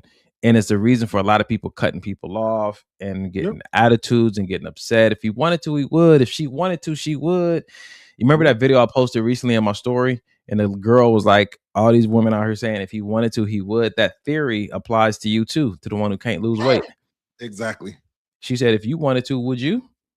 It's like, okay, so if you wanted to lose weight and it's not happening, the grace or the reason or the process that you're allowed to justify why you haven't done it yet, maybe apply that to him. That's so good. That's so good. Just put the shoe on the other foot. All right.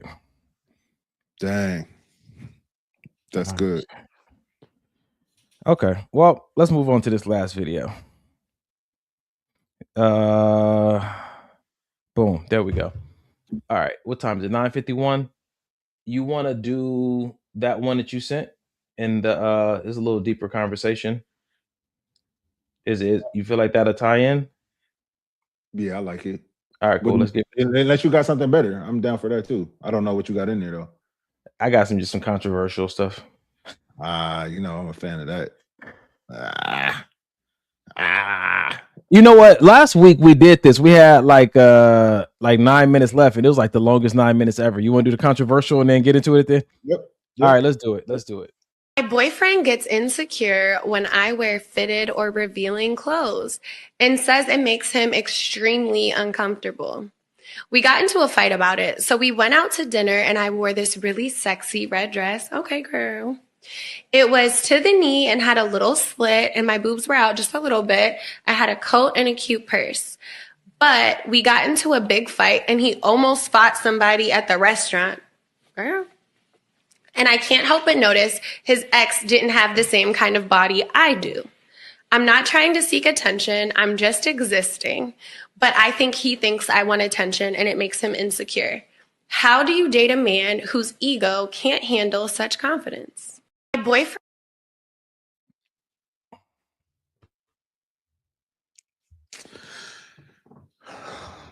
Yep, this is what Mike likes. This is what he likes. Oh man. All right.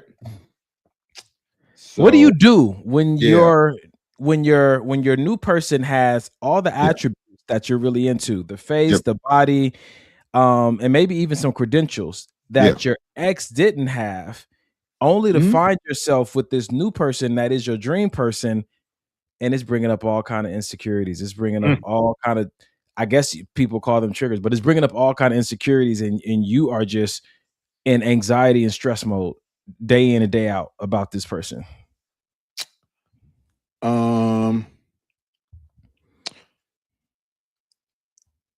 I feel like this. We would have to have, I would want to have a conversation. If I was this guy that she's talking about, before I go off the hinges and get upset, I would ask her, like, hey, you know, is the way you're dressing for you? Is it for me, or is it for everybody else to see? You know what I mean?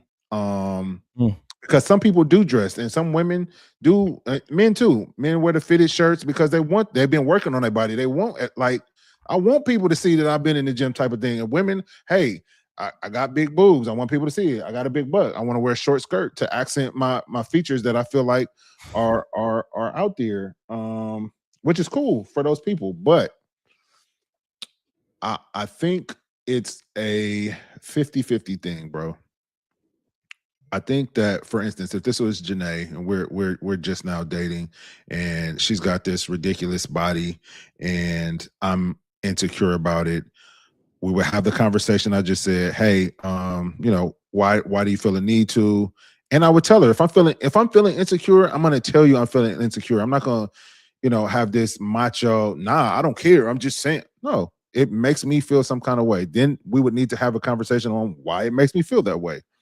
After that, I would like it to go something like, hey, maybe wear something you feel sexy in that maybe doesn't show as much skin. Would that be okay?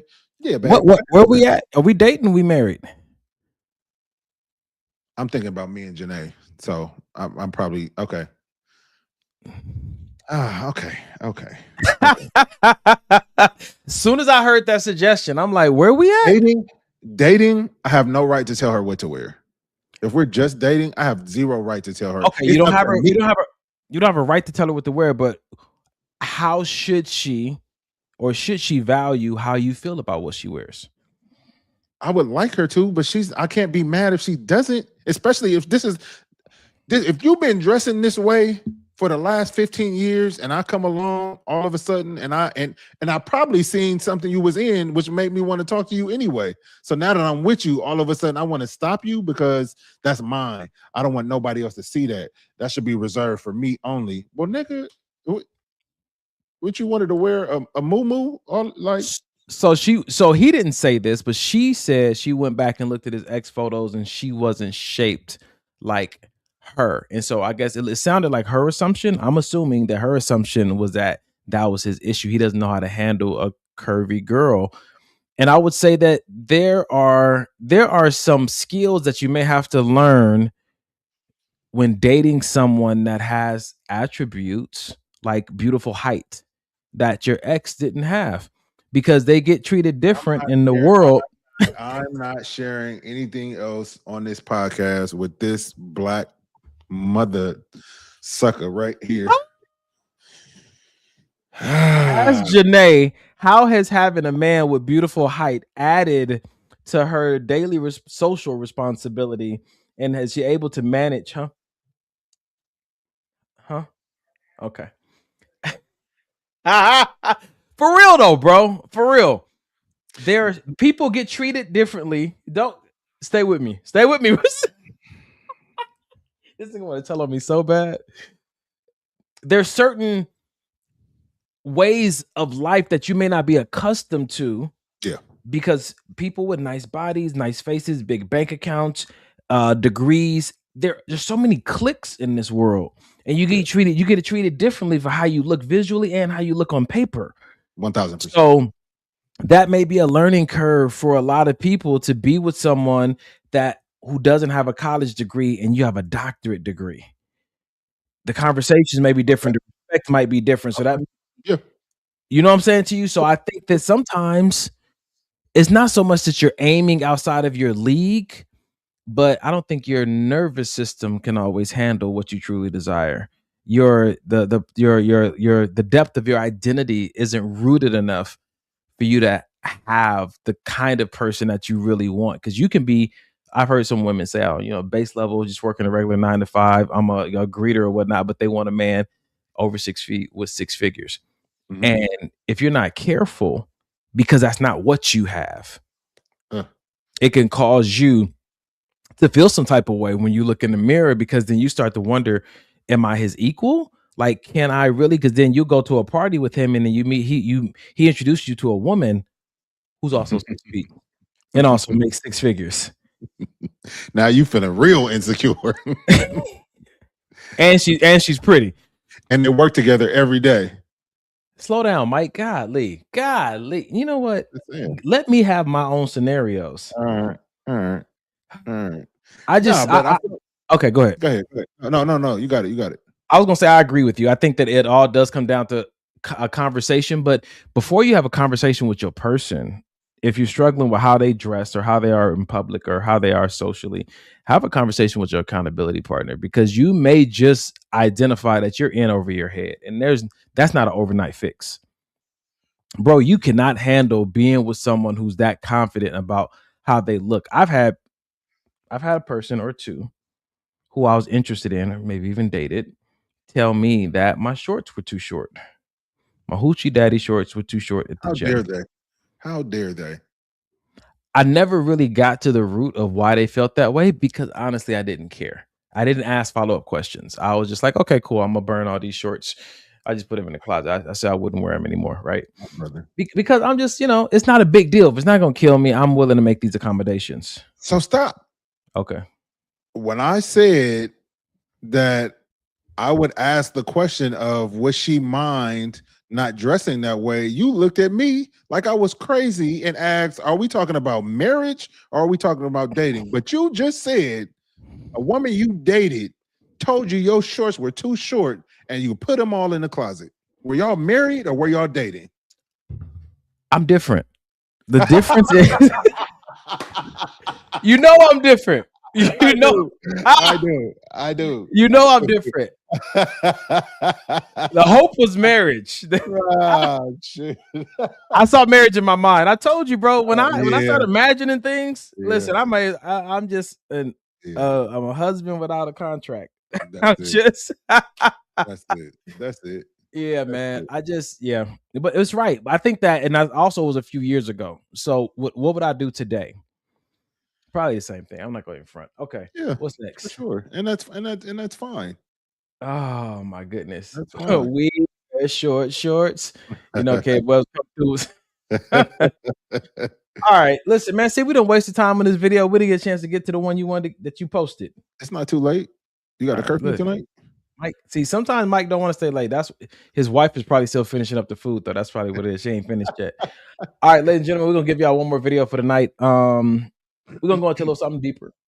Just because it's deep doesn't mean we won't laugh, though. So, facts. But on the other side, if your woman likes this, then do this. That's not triggering. No, it's not. Here, if your man likes this, then do this. It's like, well, I got a scripture for you. The Bible says, serve one another in love.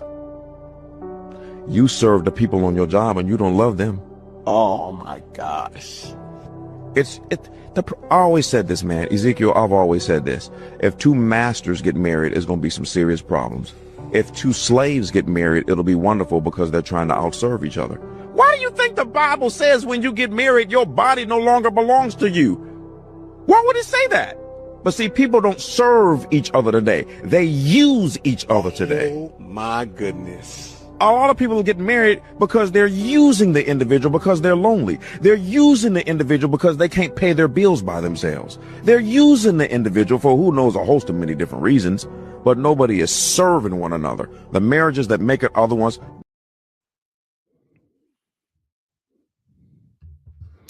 Okay. So because you put this, I thought your approach would be different, but from that face, I can tell we on a whole different.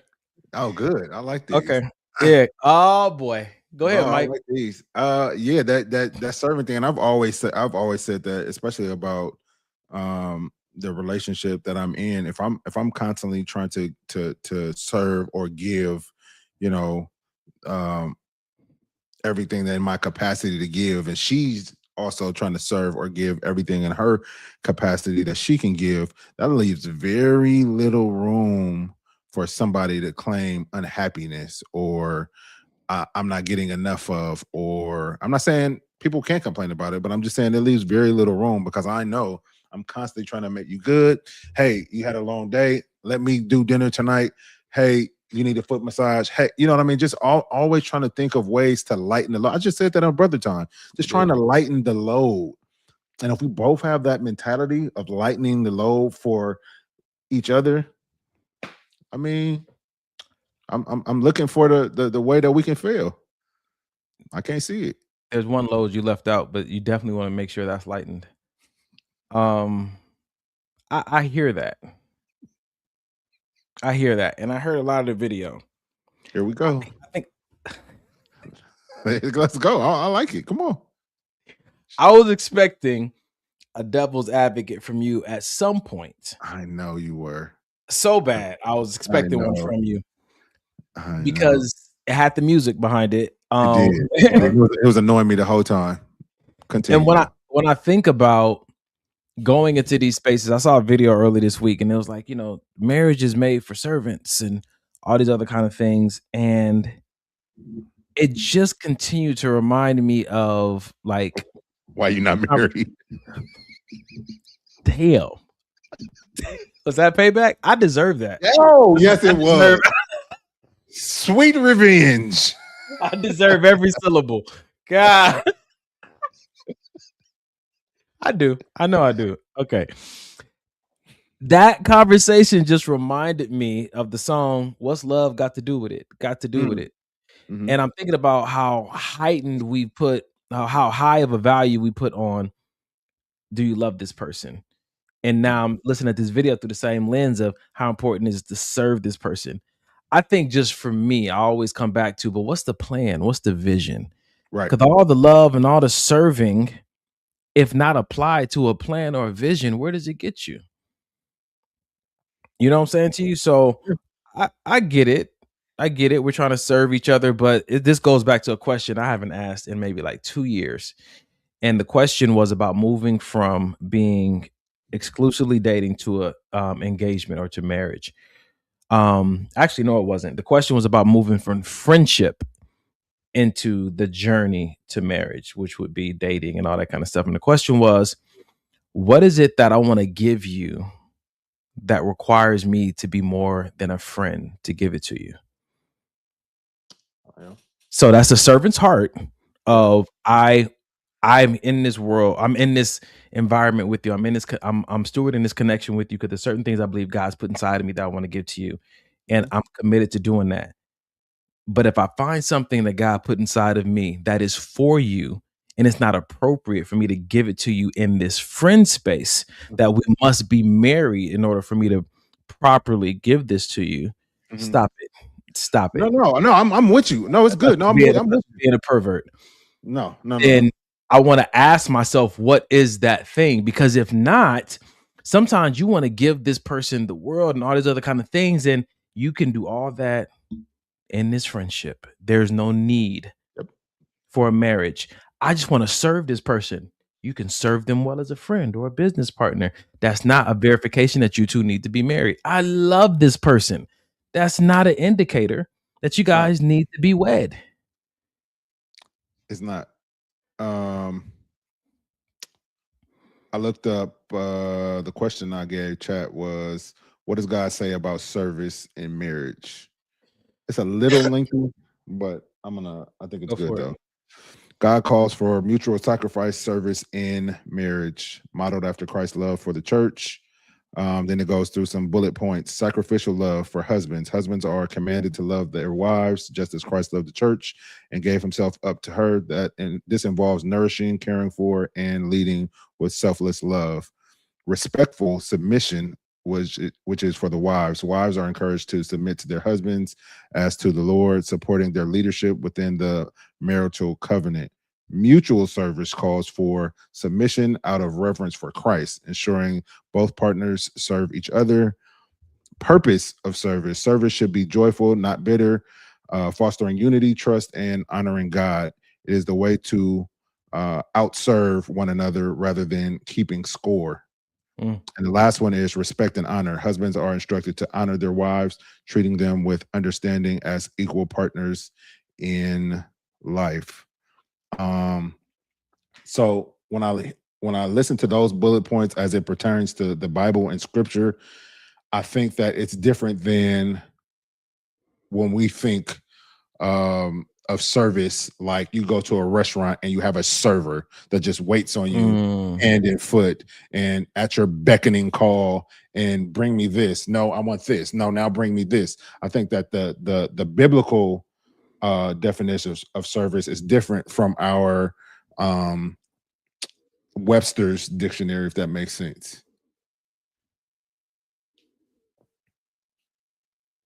That's interesting, because Webster also will give you like 30 different definitions.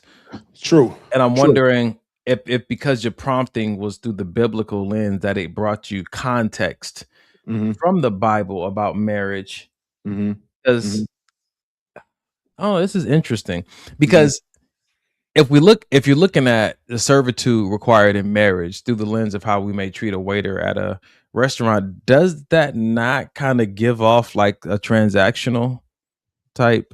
No, it does. That's why I'm saying they're different. It 1000% does.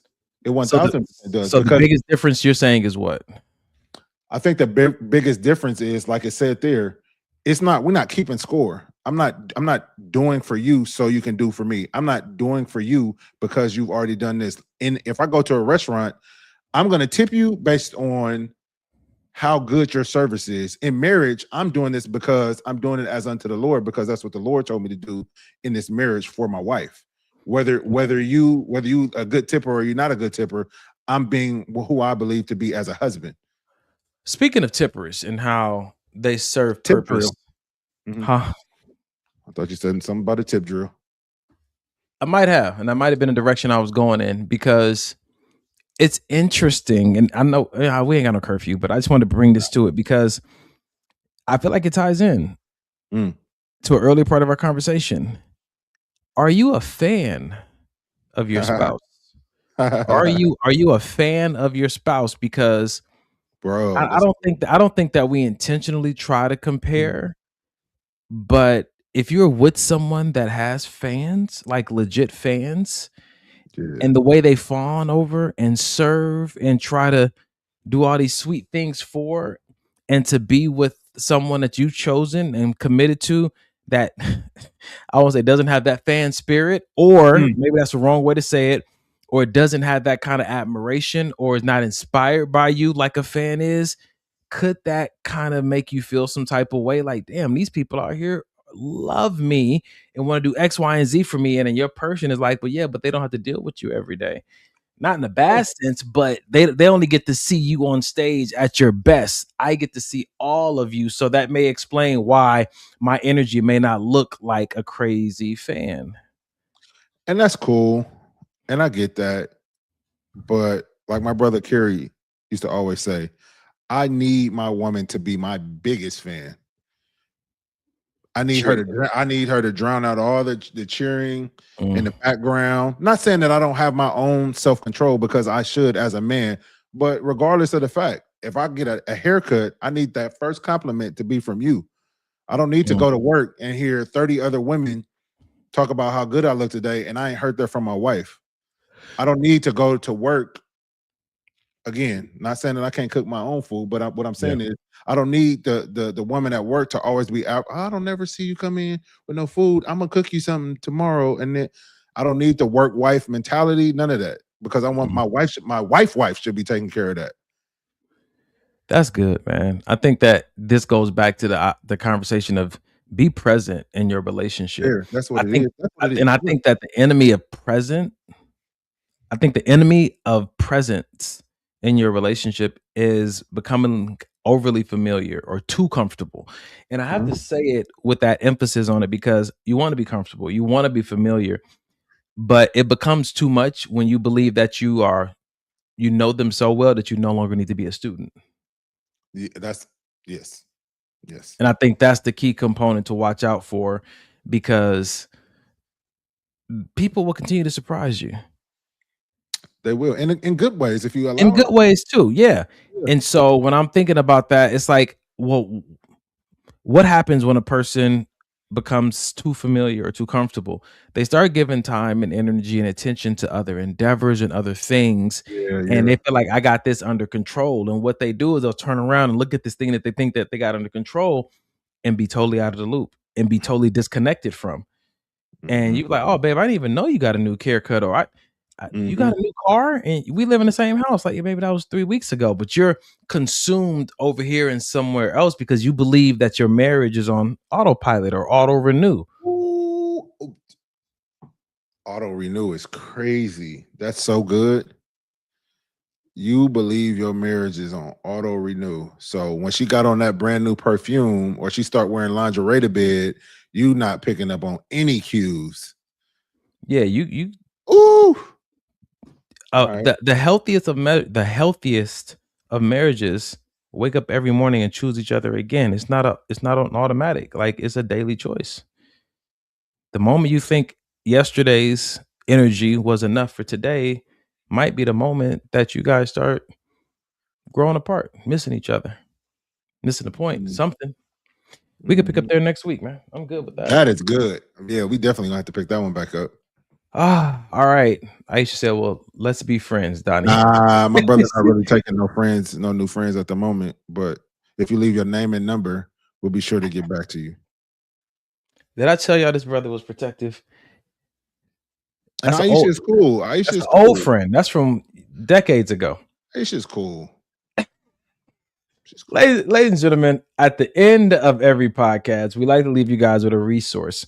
Maybe something we said tonight got up under your skin, and you want to do something about this whole self-development journey, or you want to revive the spice in your marriage, or you want to learn how to meditate, how to be more present. Like, some of the things we talked about are actual skills you can learn in a workshop or in a book or in therapy. So reach out to this number, 988. You can get connected to a suicide prevention group. You can also get connected to a therapist or any other kind of support group to help you with any kind of addictions you may be struggling with. The number is 988. You can also chat with somebody online live. And they do respond. They do follow up. We've had multiple people from the podcast go on there. They are a great resource. Screenshot this and send it to somebody else who might need it. It may not be you. It may be your nephew, your niece, or your cousin who are struggling with something. They just don't know how to get out of it. Procrastination, or maybe just, trying to find hope in these times that we're living in. Maybe somebody had a relative that was, hit by ICE or deported or killed. Like, you don't have to go at it alone, is all we're saying. Yeah. I think it's that what you just said is really good. And I believe, I feel like a lot of what could get the world as a whole past whatever this craziness that we're in is kindness.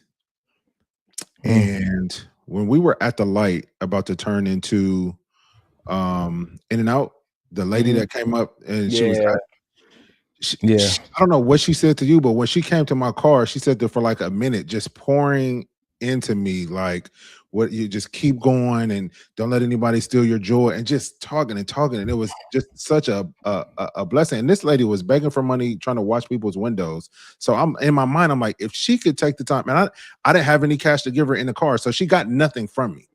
And she still, even with the nothing, she still just kept going and make sure you have a blessed day. And I was thinking to myself, if this person who was out here probably embarrassed, trying to wash people's windows, if she could take the time to be kind, why can't we, who have a home to go to, a car to drive, just things that certain people don't have, and they're still finding in their hearts to be kind? Why can't we do it? Oh, I'm in a rush, I don't got time for it. Just stop and be kind. Even if it's to a person that you may not even usually be kind to, just ask them how their day is going.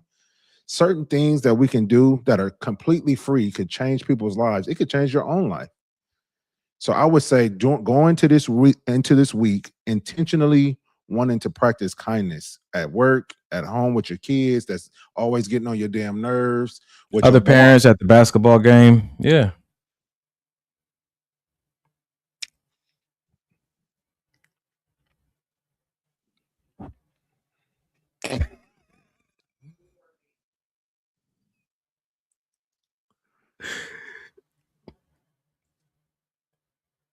Can you play us out, please? You don't feel like praying? Father God, we thank you so much for tonight. Thank you for the opportunity to be able to come on this podcast and just be honest and be helpful to this generation and have fun in the process. I thank you for this brotherhood. How much I benefit from it and how much more Mike even benefits from me being here. But even the audience, Father God, they get to reap some benefits of this. So we just thank you. Thank you that you've all graced us for Mike. Thank you that you've given my brother grace for me, because I know. No, but really though, we do appreciate you allowing us to be the ones to bring this kind of content to this generation in a very fun, exciting, and thoughtful way. May the people who were here take away what they need to take away from it so that they can become better at who you called them to be. We just thank you for those who may have heavy hearts. May they reach out to the resource. May they reach out to you. May they open up your word and let it be a light into their feet and a lamp into their feet and a light into their path. And pray for that lady, Father God. We do pray for that lady who was there, whether she was there because she was begging or you actually planted her there. We never know when we're entertaining angels, Father God. We just thank you for those words that were spoken today. May we be just as intentional when you tell us to go somewhere and do something, not worried about how we're going to look to other people, but just concern ourselves if we obeyed you or not. We thank you, Father God, for Allie. We thank you for Aisha. We thank you for Danielle. We thank you for K Webb.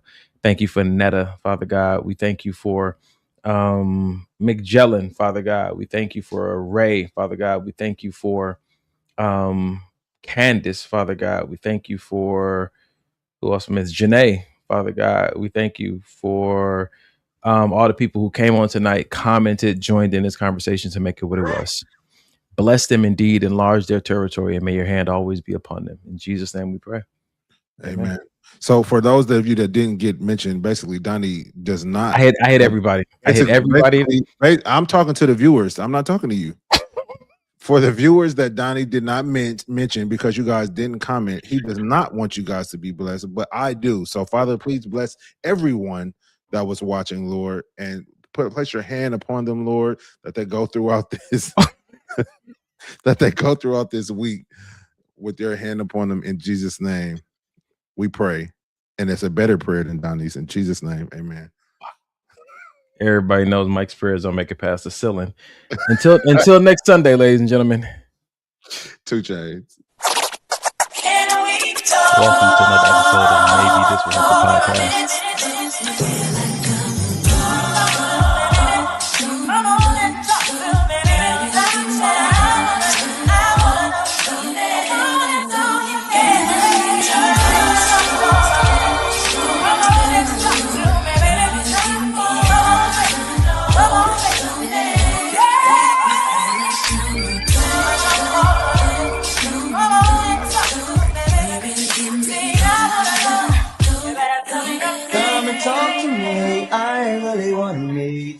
Girl, I really want to know your name. Maybe this will help.